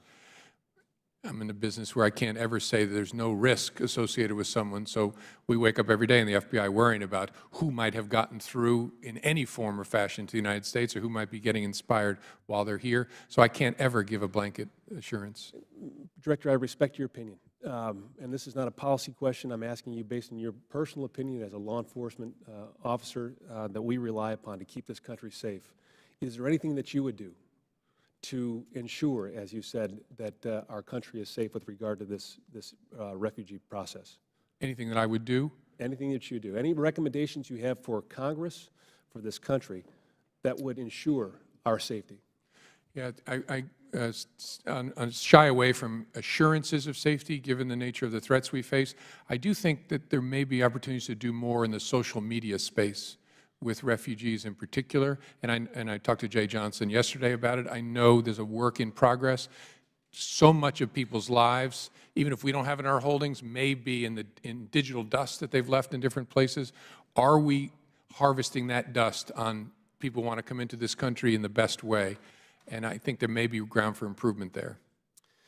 Thank you, Director. And I will yield back. But, Mr. Chairman, I'd ask unanimous consent to enter the memorandum that I referenced earlier from dated May 12, 2014, into the record. Without objection, it will be made a part of the record. The Chair recognizes the gentleman from Georgia, Mr. Collins, for 5 minutes.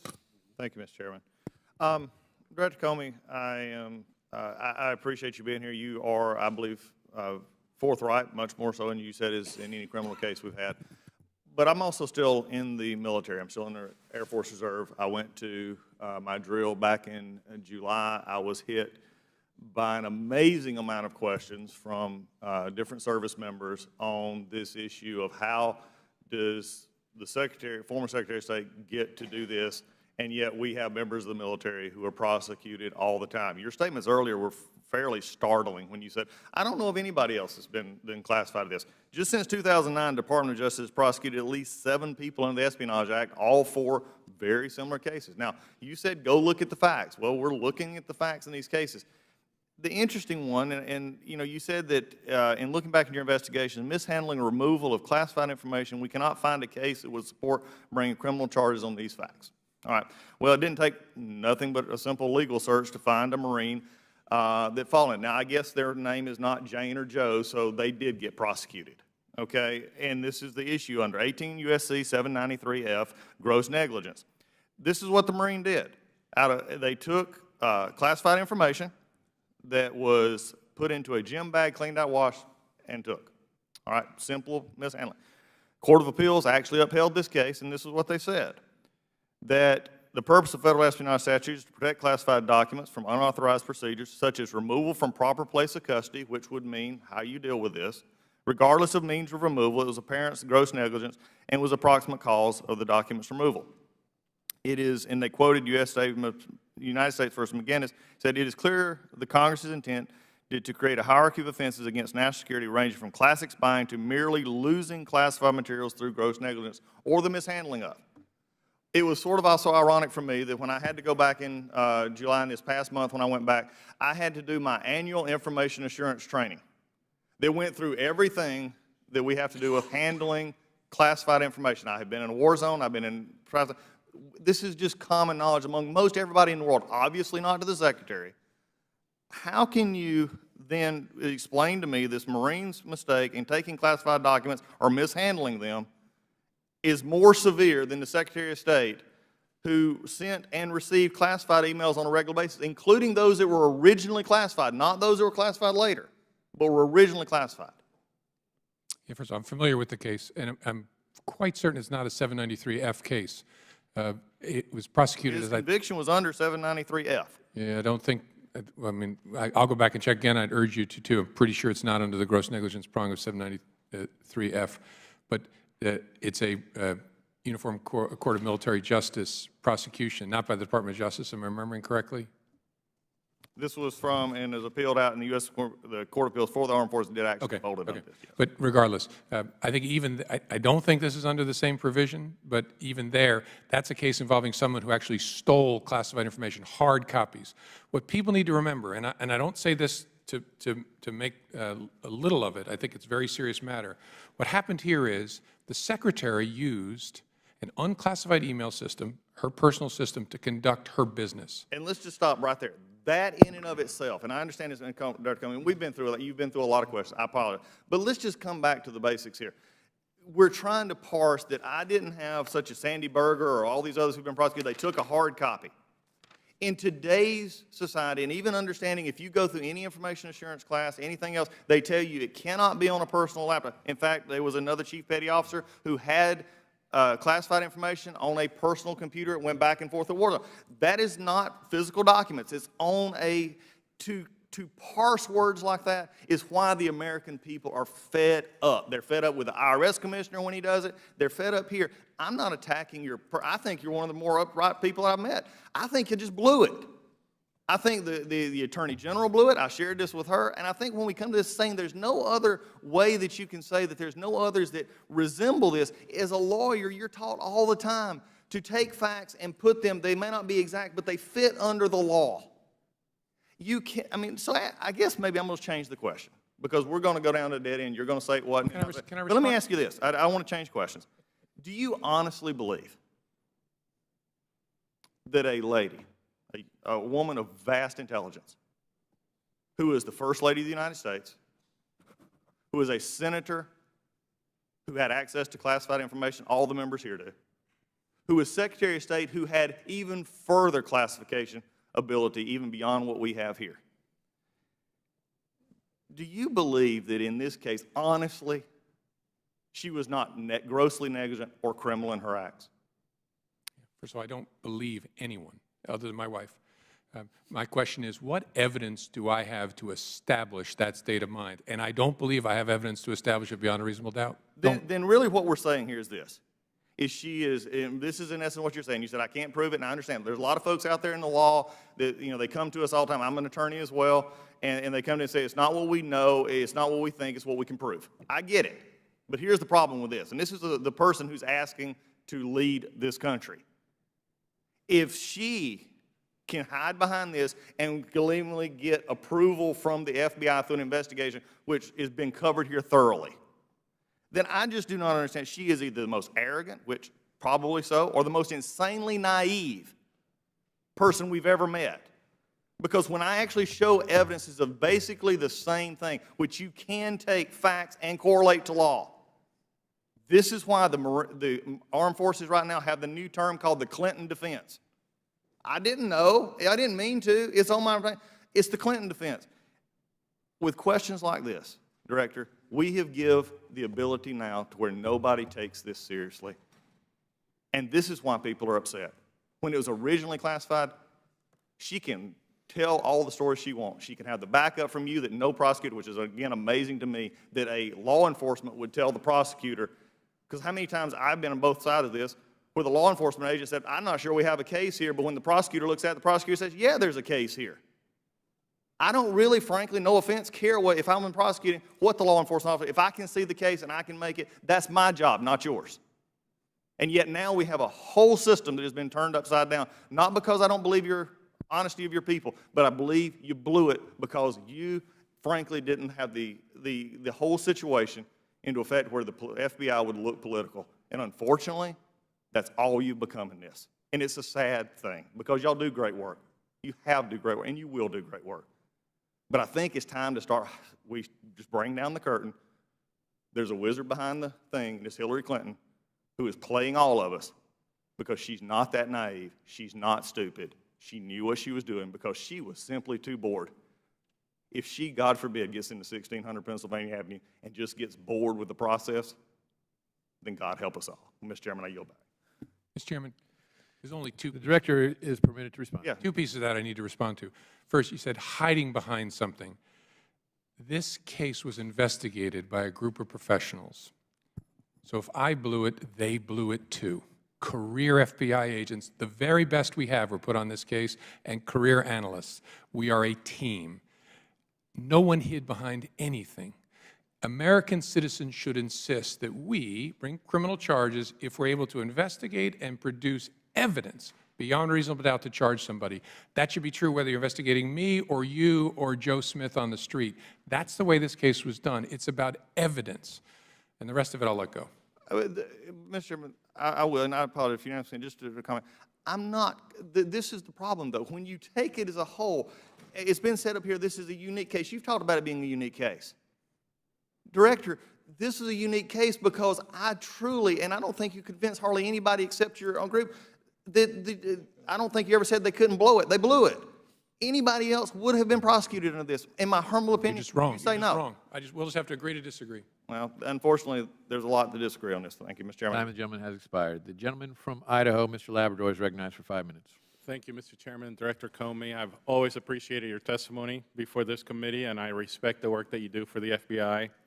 When you made your recommendations to the Department of Justice to not prosecute Hillary Clinton, I actually disagreed with your decision, but I appreciated your candor in explaining to the American people and to us those recommendations. Since that decision, I continue to view you as honorable and a strong leader for the critical federal agency. In fact, I did 20 town hall meetings over the recess, and I was lambasted at every one of them. In fact, I think I lost votes because I defended your integrity at every one of those town hall meetings. And I told them why, even though I disagreed with your conclusions, I thought you came to it from an honorable place. However, as more information has come to light, I question the thoroughness, and I'm not questioning your integrity, but the thoroughness and the scope of the FBI's investigation. In the past week, we have learned of the grants of immunity to several key witnesses in the Clinton investigation, including Hillary Clinton's former chief of staff and one of the individuals responsible for setting up her server. I'm really disappointed by this revelation and confused as to why these immunity grants were necessary and appropriate given the circumstances. It appears to me that the FBI was very early in this investigation too willing to strike deals and ensure that top officials could never be prosecuted for their role in what we now know was a massive breach of national security protocol. We have a duty to ensure that our FBI is still in the business of investigating criminal activity. So at what point in the investigation was Cheryl Mills offered immunity? Cheryl Mills was never offered immunity, not to quibble, but she was given letter immunity to govern. At what point? June of 2016, so June of this year, so about 11 months into the investigation. So to be clear, was she offered immunity for interview and potential testimony or for turning over the laptop as evidence? Turning over the laptop as evidence, it governed what could be done in terms of using it against her, that laptop. To your knowledge, was Cheryl Mills an uncooperative witness prior to the immunity deal? I think our assessment was she was cooperative. I forget the month she was interviewed, but she was interviewed fully before that. And she always cooperated? I think our assessment was, Again, this is the odd way I look at the world. We had no reason to believe she was being uncooperative. So could this investigation have been completed without these grants of immunity in place? In my view, it couldn't be concluded professionally without doing our best to figure out what was on those laptops. So getting the laptops was very important to me and to the investigative team. So in your vast experience as an investigator, as a DOJ attorney, now as an FBI director, how many times have you allowed a person who is a material witness to a crime you're investigating to act as the lawyer in that same investigation? Well, to let is what I'm stumbling on. The FBI has no power to stop someone in a voluntary interview. You're speaking, let's just be honest. You allowed, the FBI allowed Cheryl Mills to act as the attorney in a case that she was a material witness. How many times have you done that? In the same sense that I'm allowing you to question me. How many times have you done that? I can't stop you from questioning me. How many times have you done that prior? I have not had an experience where the subject of the interview was represented by a lawyer who was also a witness in the investigation. Okay, so you have never had that experience? Not in my experience. You prosecuted terrorists and mobsters, right? Correct. And during your time in justice, how many times did you allow a lawyer who was a material witness to the case that you were prosecuting to also act as the subject of as the attorney to the subject of that investigation? Yeah, as I said, I don't think I've encountered this situation where a witness, a lawyer for the subject of the investigation was also a witness of the investigation. So this was highly unusual to have? In my experience, yes. Okay. In your answer to Chairman Chaffetz, you indicated that you had no reason to disbelieve Paul Gambetta when he told you that he erased a hard drive on his own. Is that correct? Correct. However, in the exchange on Reddit, he said, I need to strip out a VIP's email address from a bunch of archived email. Basically, they don't want the VIP's email address exposed to anyone. Those two statements are not consistent. How can you say that he was truthful when he told you nobody told him to act this way, but yet you saw this Reddit account that says where they told him that he needed to act in this way? I think the assessment of the investigative team is those are about two different subjects. One is a year before, in the summer of 2014, about how to produce emails and whether there's a way to remove or mask the actual email address, the HRC, whatever it is, .com. And the other is about actually deleting the content of those emails sitting on the server. It seems like in your investigation, you found time after time evidence of destruction, evidence of breaking iPhones and other phones, all these different things, but yet you find that there's no evidence of intent.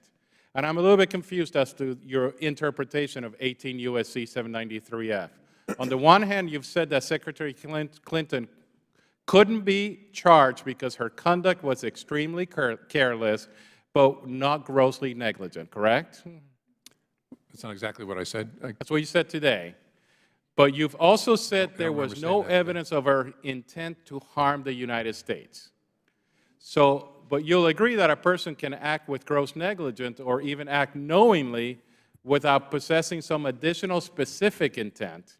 So which is it? Is it a lack of gross negligence that she had or a lack of intent?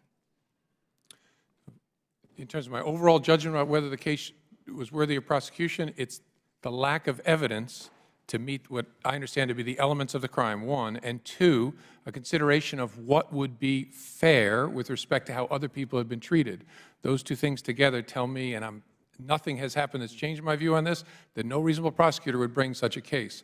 The specific intent question, yes, I agree that specific intent to harm the United States is a different thing than a gross negligence or a willfulness. So just one last question. You talked about Mary and Joe. And Mary and Joe would be disciplined at the FBI if they did what Hillary Clinton did. If Mary and Joe came to you and asked for a promotion immediately after being disciplined, would you give them that promotion? Tough to answer that hypothetical. It would depend upon the nature of the conduct and what discipline had been imposed.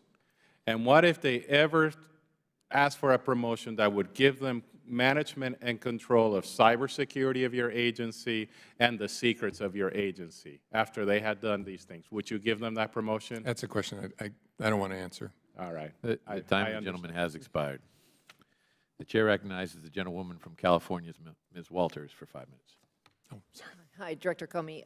Despite the absence of an intent mens rea standard in 18 U.S.C. Section 793F, you have said that there has never been a prosecution without evidence of intent. Thus, the standard has been read into the statute despite the specific language enacted. What exactly are the legal precedents that justify reading intent into the statute? Well, my understanding of 793F is governed by a couple things, three things, really. One, the legislative history from 1917, which I've read, and the one case that was prosecuted in the case.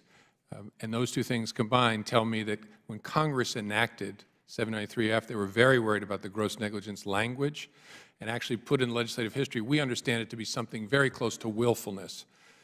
Then the next 100 years of treatment of that actually tell me that the Department of Justice for a century has had that same reservation because they've only used it once. And that was in a case involving an FBI agent who was in an espionage context. So those things together inform my judgment of it. Considering the importance of protecting classified information for national security purposes, a lot of people disagree that an intent standard should be read into that statute. What specific language would you recommend we enact to ensure gross negligence is the actual standard for the statute, not intent? I don't think that's something the Bureau ought to give advice on. It's a good question as to what the standard should be. I could imagine federal employees being very concerned about how you draw the line for criminal liability, but I don't think that's something we ought to advise on, the legislation. Okay. Should we enact a mens rea standard for extreme carelessness for the statute? Same answer, I think, is appropriate. Should we enact a civil fine? A civil fine for mishandling classified information?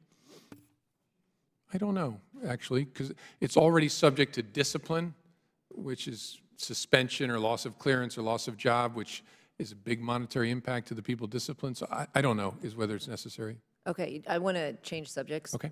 For my next question. As you know, the number of criminal background checks for non-criminal purposes, such as for employment decisions, continues to increase annually. I don't expect that you have this information on hand. However, would you be willing to provide the committee and my staff with the number of criminal history record checks for fingerprint-based background checks that the FBI has conducted over each of the past 5 years? And what are your thoughts regarding whether the FBI has the capacity to process the increasing number of background check requests? I'm sure we can get you that number because I'm sure we track it, so I'll make sure my staff follows up with you. I do believe we have the resources. Where we've been strained is on the background checks for firearms purchases. The other background check processes we run, my overall sense is we have enough troops to do that. We're able to, we charge a fee for those, and I think we're able to generate the resources we need. Okay, thank you. I yield back my time. Okay. Could the gentlelady yield to me? Sure, I'd be happy to yield to you. Thank Ms. you. Issa.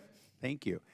Director, some time ago you appeared before this committee and you told us that you had exhausted all of the capability to unlock the San Bernardino iPhone, the 5C.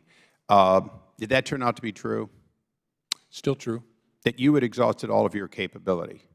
At the FBI had, yes. So shouldn't we be concerned from a cyber standpoint that you couldn't unlock a phone that, in fact, an Israeli company came forward and unlocked for you, and basically a Cambridge professor or student for $90 is shown also to be able to unlock and mirror or duplicate the memory? And this is purely a question of you apparently do not have the resources to do that which others can do. Isn't that correct? I'm sure that's true in a whole bunch of respects, but first I got to correct you. I'm not confirming. You said an Israeli company. I'm not. Well, okay. A contractor for you reported to be for $1 million unlocked the phone. So I would ask you to confirm the phone got unlocked, right? Yes, it did. Okay. So the technology could be created outside of ordering a company to essentially re-engineer their software for you, correct? Yeah, in this particular case, yes. Okay, and so you lack that capability. How can this committee know that you're in the process of developing that sort of technology, the equivalent of the Cambridge $90 technology? How can the committee know? Yeah. I mean, in other words, where are the assurances that you're going to get robust enough? We have an encryption working group that was formed between multiple committees to no small extent because of your action of going to a magistrate and getting an order because you lack that capability, and we're trying a new technique of ordering a company to go invent for you. The question is, how do we know that won't happen again, that you will go to the court, ask for something when, in fact, the technology exists or could exist to do it in some other way, a technology that you should have at your disposal, or at least some Federal agency should, like the NSA? Well, first of all, it could well happen again, which is why I think it's great that people are talking about what we might do about this problem. It's an interesting question as to whether we ought to invest in us having the ability to hack into people's devices. Whether that's the best solution doesn't strike me as the best solution, but we are, and I've asked for more money in the 17 budget, trying to invest in building those capabilities so when we really need to be able to get into the device, we can. It's not scalable, and I'm not sure it would be thrilling to companies like Apple to know we're investing money to try and figure out how to hack into their stuff. Well, isn't it, and I'll be brief, isn't it true that we have clandestine organizations who have the mandate to do just that, to look around the world and to be able to find information that people don't know you can find, keep it secret, get it out there? And my question to you is, shouldn't we, instead of giving you the money, simply continue to leverage other agencies who already have that mandate and then ask you to ask them to be your conduit for that when you have an appropriate need? And that's a reasonable question. It may be part of the solution. Real challenges in using those kinds of techniques in the bulk of our work because it becomes public and exposed. But that has to be an important part of the conversation. Thank you. Yield back. The Chair recognizes the gentleman from Arizona, Mr. Franks, for 5 minutes. Thank you, Mr. Chairman, and thank you for being here, Director Comey. Director Comey, the last thing I want to do is to lecture you on anything related to the law, because I think you've given your whole life to that effort. And I guess in the face of so many things already having been said here and asked, that all I can do is to try to sort of associate this in a reference of why there is a rule of law. You know, we had that little unpleasantness in the late 1770s with England over this rule of law, because we realized there's really only two main ways to govern, and that is by the rule of men or the rule of law. And sometimes it's important for all of us just to kind of reconnect what this whole enterprise of America is all about. And I, again, don't seek to lecture you in that regard. And I know, and you have to forgive me for being a Republican partisan here, because I am very biased in this case. But I know that when you interviewed Mrs. Clinton, you were up against someone that really should have an earned doctorate of duplicity and deception hanging on her wall. I don't know that you probably could have interviewed a more gifted prevaricator. So I know you were up against the best. But having said that, when I read the law here that I know so many have already referenced, I think maybe that's the best way for me to do that. 18 U.S.C. 1924 provides that any Federal official who, quote, becomes possessed of documents or materials containing classified information of the United States and knowingly removes such documents or materials without authority and with the intent to retain such documents or materials at an unauthorized location shall be fined under this title or imprisoned for not more than 1 year or both. Now, I didn't miss one word there. It does not require, that section does not require an intent to profit. It doesn't require harm to the United States or otherwise to act in any manner disloyal to the United States. It only requires intent to retain classified documents at an unauthorized location. And I believe, sir, in all sincerity to you, person to person, I believe that some of your comments reflected that that's what occurred. Over the last several months, I believe that's the case. And So I have to, it's my job to ask you again, why the simple clarity of that law was not applied in this case, because the implications here are so profound for your children and mine, for this country. They are so profound. And again, I don't envy your job, but I want to give you the remainder of the time to help me understand why a law like this that any law school graduate, if we can't apply this one in this case, how in God's name can we apply it in any case in the world? Why is it even written?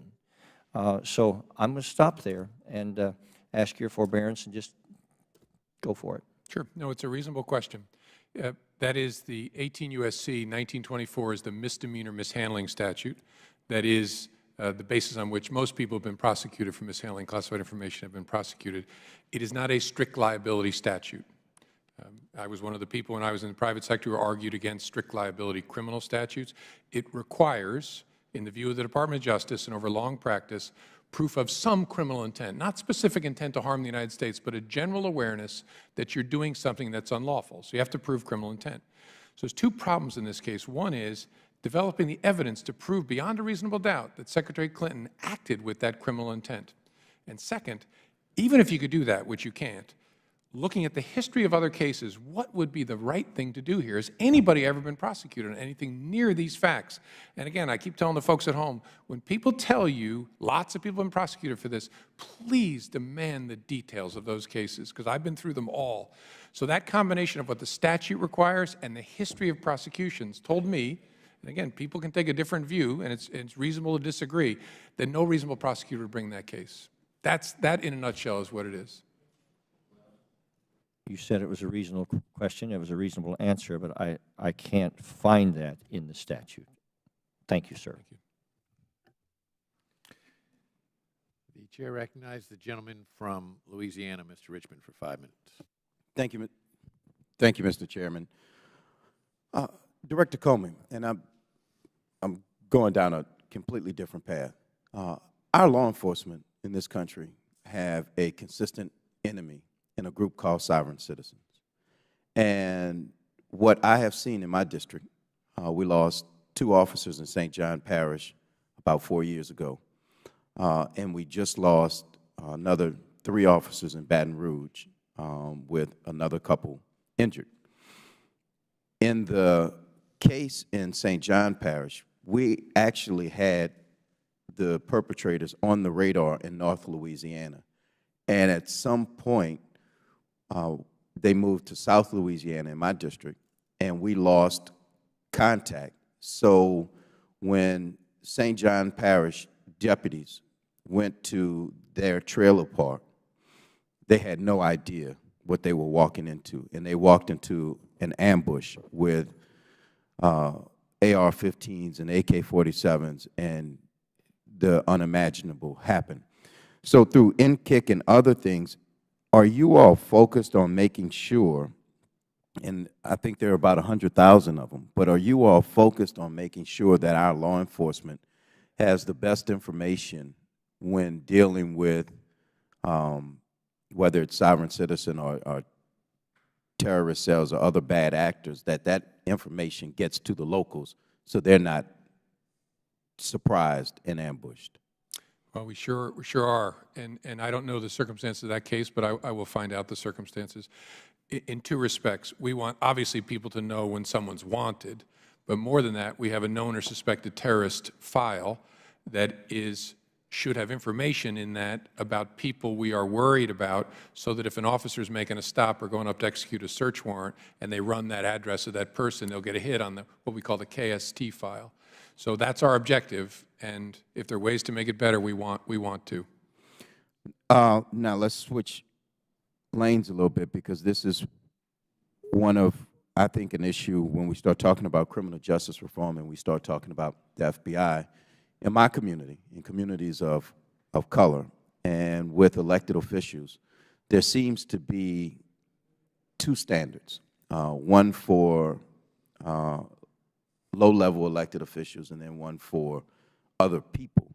So I guess the facts I will give you in some of our cases, and you tell me if it sounds inconsistent with your knowledge of the law and your protocol, but nonprofit organizations where elected officials have either been on boards or had some affiliation with, when those funds are used in a manner that benefits them personally, they have been prosecuted. And I mean for amounts that range from anywhere from $2,000 upwards to $100,000.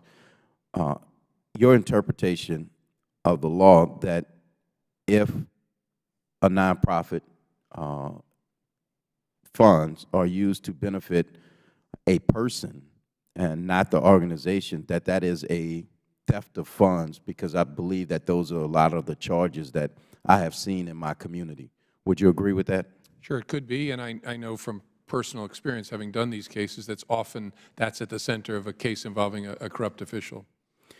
Now, let's take elected official out and just take any foundation director or board director or executive director who would use the funds of a nonprofit to pay personal debts or bills or just takes money.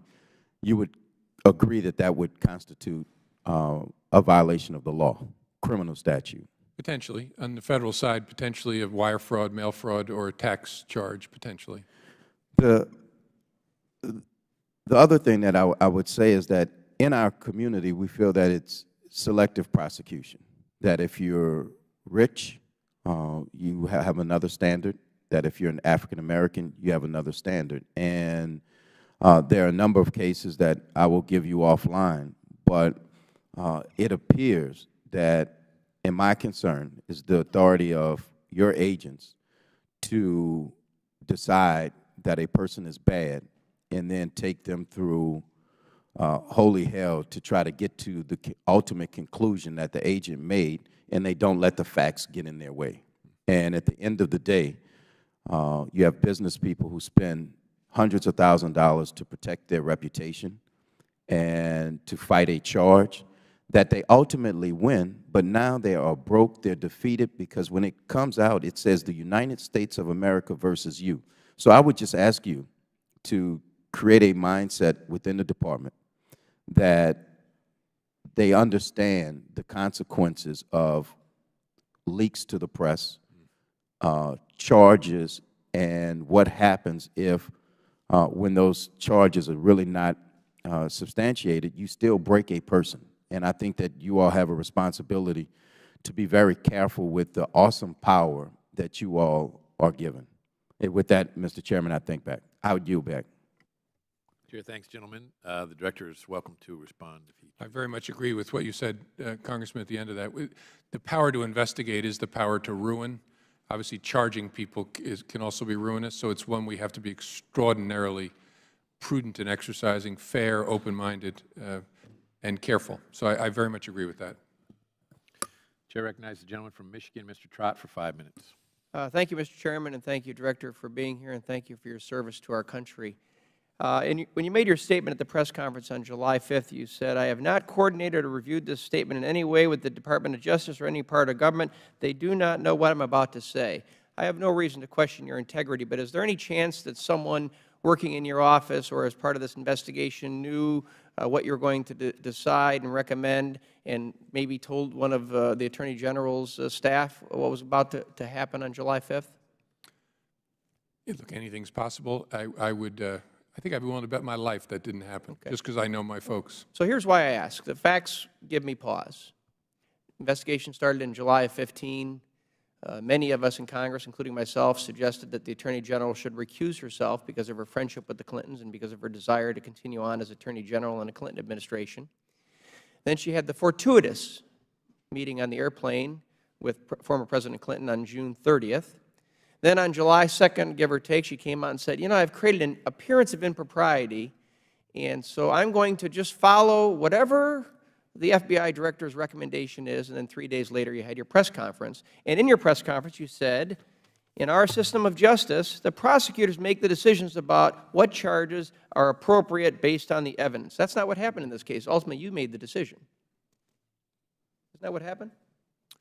Well, look, I made public my recommendation. The decision to decline the case was made at the Justice Department. But before you had that press conference, you knew, based on the Attorney General's public comments, that she was going to follow whatever you recommended. So ultimately, you made the decision in this case as to whether or not charges should be filed against Secretary Clinton. Isn't that the reality of what happened? I think that's a fair characterization. The only thing I'd add to that is I think she said, I don't remember exactly, that she would defer to the FBI and the career prosecutors at the Department of Justice. But look, I knew that once I made public the FBI's view that this wasn't a prosecutable case, that there was virtually zero chance that the Department of Justice was going to go in a different direction. But part of my decision was based on my prediction that there was no way the Department of Justice would prosecute on these facts in any event. So I think your characterization is fair, but I just wanted to add that color to it. But you can see how some of us would look at the dates and the facts leading up to your press conference and think, okay, for a year we've been suggesting she's not the appropriate person to make the ultimate decision as to whether charges should be filed.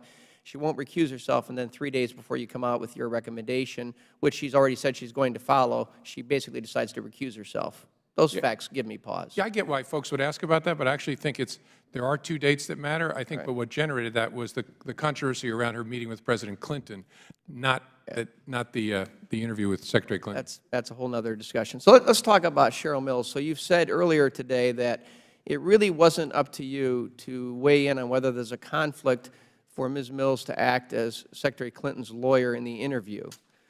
But again, you're kind of taking your attorney hat on and off whenever it's convenient. You decided that at the beginning of that interview it wasn't appropriate for you to weigh in as a lawyer suggesting there was a conflict, but then again, your recommendation is ultimately, as a lawyer, what's being done in this case. You see a little bit of inconsistency there, or no?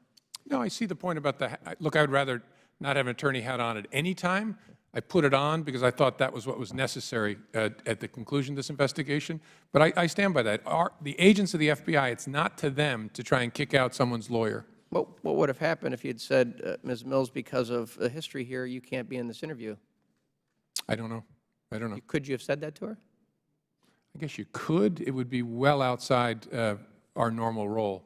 So a number of times today you've said there really is no double standard. And so now I'm just asking you as a citizen, and not even in your capacity as Director of FBI, can you sort of see why a lot of Americans are bothered by a perceived double standard? Because if any of the gentlemen sitting behind you this morning, I assume were with the Department, had done some of the things Ms. Clinton did and told some of the lies that she told, you said in your statement that this is not to suggest under similar circumstances there wouldn't be consequences. In fact, they'd be subjected to administrative sanctions.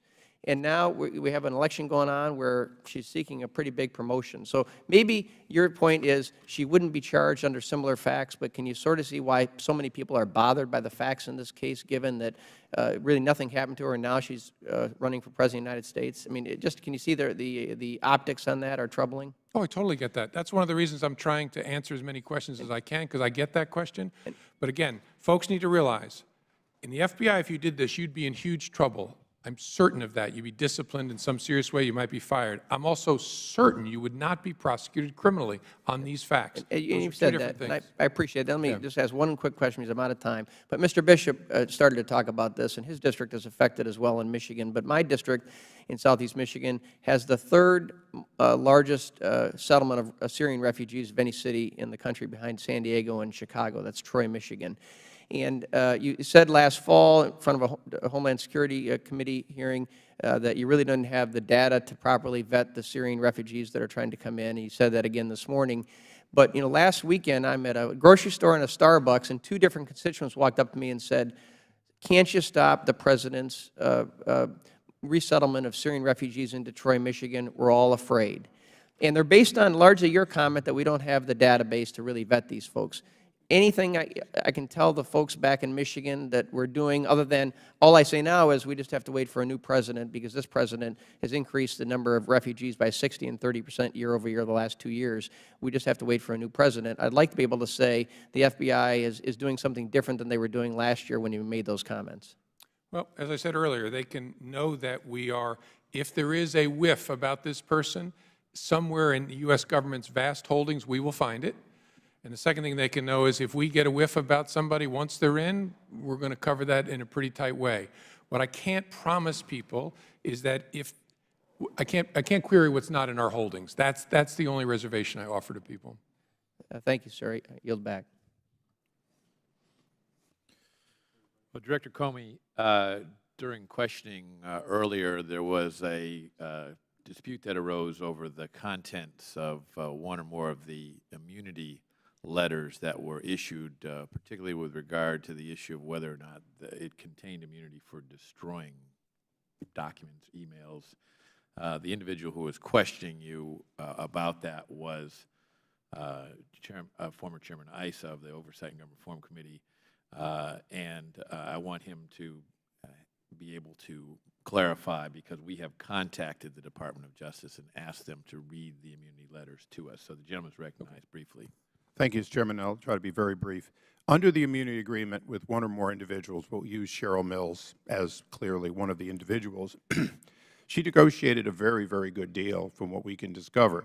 She did not just receive immunity related to the production of the drive, the computer, and the contents, but in fact received immunity under 793, 18 U.S.C. 793 E and F, 1924 U.S.C. 1920, 18 U.S.C. 1924, and the so-called David Petraeus portion, 18 U.S.C. 2071. And I'll focus on 2071. Her immunity is against any and all taking, destruction, or even obstruction, the way we read it, of documents classified or unclassified. Now, the only question I have for you is, and I know you're going to put this to justice, and we may have to ask them separately, for the purposes of what you needed as an investigator, because you were the person that wanted access to the computer, is that deal make any sense to, in return for things which she could have objected to as an attorney and held back, but which had no known proffer of leading to some criminal indictment of somebody else, she received complete immunity, as we read it, from obstruction or destruction of documents classified and unclassified, and that's based on a re-review of the immunity agreement. Yeah, I think this is you're right. This is a question best addressed to Justice, but I think you're misunderstanding it. As I understand it, this was a promise in writing from the Department of Justice. If you give us the laptops, we will not use anything on the laptops directly against you in a prosecution for that list of offenses. It's not immunity for those offenses if there's some other evidence. Now, that said, I'm not exactly sure why her lawyer asked for it, because by that point in the investigation, we didn't have a case on her to begin with. Well, I understand that, but based on the Reddit discovery and others, they asked me to do it, and you said so yourself, it was probably Cheryl Mill, they. You have an immune witness who has to tell you who they were. If they were told me to delete, and that's Cheryl Mills, then in fact you have evidence from an immune witness of a crime perpetrated by Cheryl Mills, the ordering of the destruction of any document classified or unclassified, which clearly she seems to have done. But she wouldn't be protected from that. If we developed evidence that she had obstructed justice in some fashion, all she's protected from is we can't use as evidence something that's on the laptop she gave us. We can still prosecute her. Right. So the information put into the record today, which included these Reddit discoveries, show that there is a they who asked to have the destruction of information under 18 U.S.C. 2071. If she doesn't have immunity for that order, she could, and by definition should be charged, because ordering somebody else to destroy something as an attorney well after there were subpoenas in place that were very specific, that's clearly a willful act, isn't it? Mr. Chairman, would you yield? Of course. Your line of questioning, first let me show my cards. I believe that Cheryl Mills has an impeccable character, as my line of questioning suggested that Director Comey and his staff have impeccable character. But my good friend, there's immunity given. I don't think this applies to Ms. Mills, and I looked at the sections that you're speaking of. If you take local criminal and state actions given to the worst of characters for a variety of reasons, that was not the reason given to Ms. Mills. I am assured that it is a lawyer that was trying to be the most effective counsel to Ms. Mills as possible. Well, reclaiming my time, the gentlelady's point may be true.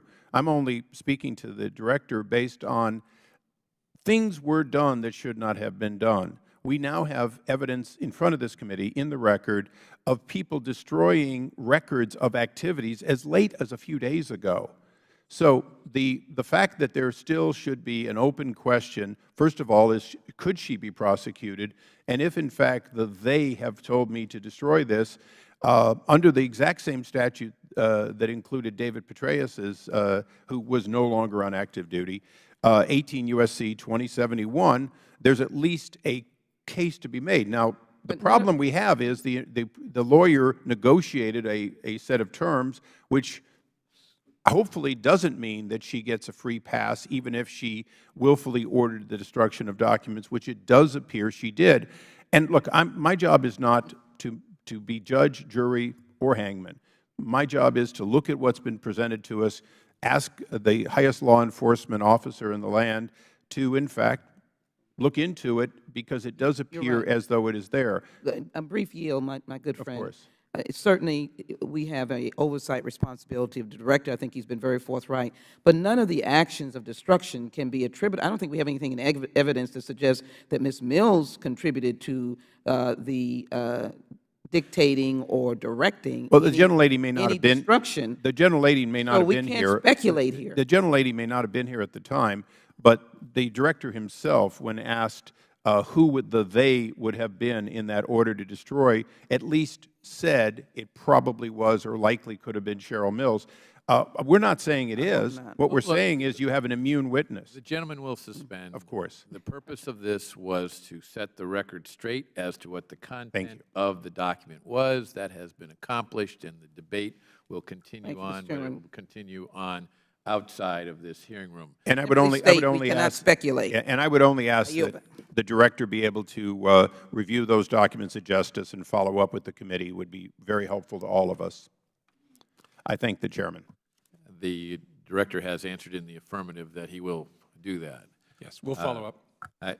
First of all, I want to thank Director Comey. We didn't make 4 hours and 40 minutes, but we did almost make 4 hours, and I know you have been generous with your time. However, I will also say that I think a lot of the questions here indicate a great deal of concern about the manner in which this investigation was conducted, how the conclusions were drawn, and the close proximity to that, and the meeting of the Attorney General with former President Clinton on a tarmac. At the same time, she then said, well, I'm going to recuse myself, and then shortly after that, you took over and announced your conclusions in this case, which are hotly disputed, as you can tell. The committee and the Oversight and Government Reform Committee have referred to the United States Attorney for the Eastern District of, for the District of Columbia, referral based upon her testimony before the Select Committee on Benghazi, suggesting that your statement at your press conference and your testimony before the Oversight and Government Reform Committee very clearly contradicted a number of statements she made under oath before that committee. And I want to stress to you how important I think it is that we made that referral for the purpose of making sure that no one is above the law. And in many cases regarding investigations, it is not just the underlying actions that are important, but they are the efforts of people to cover those up through perjury, through obstruction of justice, through destruction of documents. And so I would ask that this matter be taken very, very seriously as you pursue whatever actions the Department chooses to take, making sure that no one is above the law. Thank you, sir. With that, concludes today's hearing, and I thank our distinguished witnesses for attending. Without objection, all members will have 5 legislative days to submit additional written questions for the witness or additional materials for the record, and the hearing is adjourned.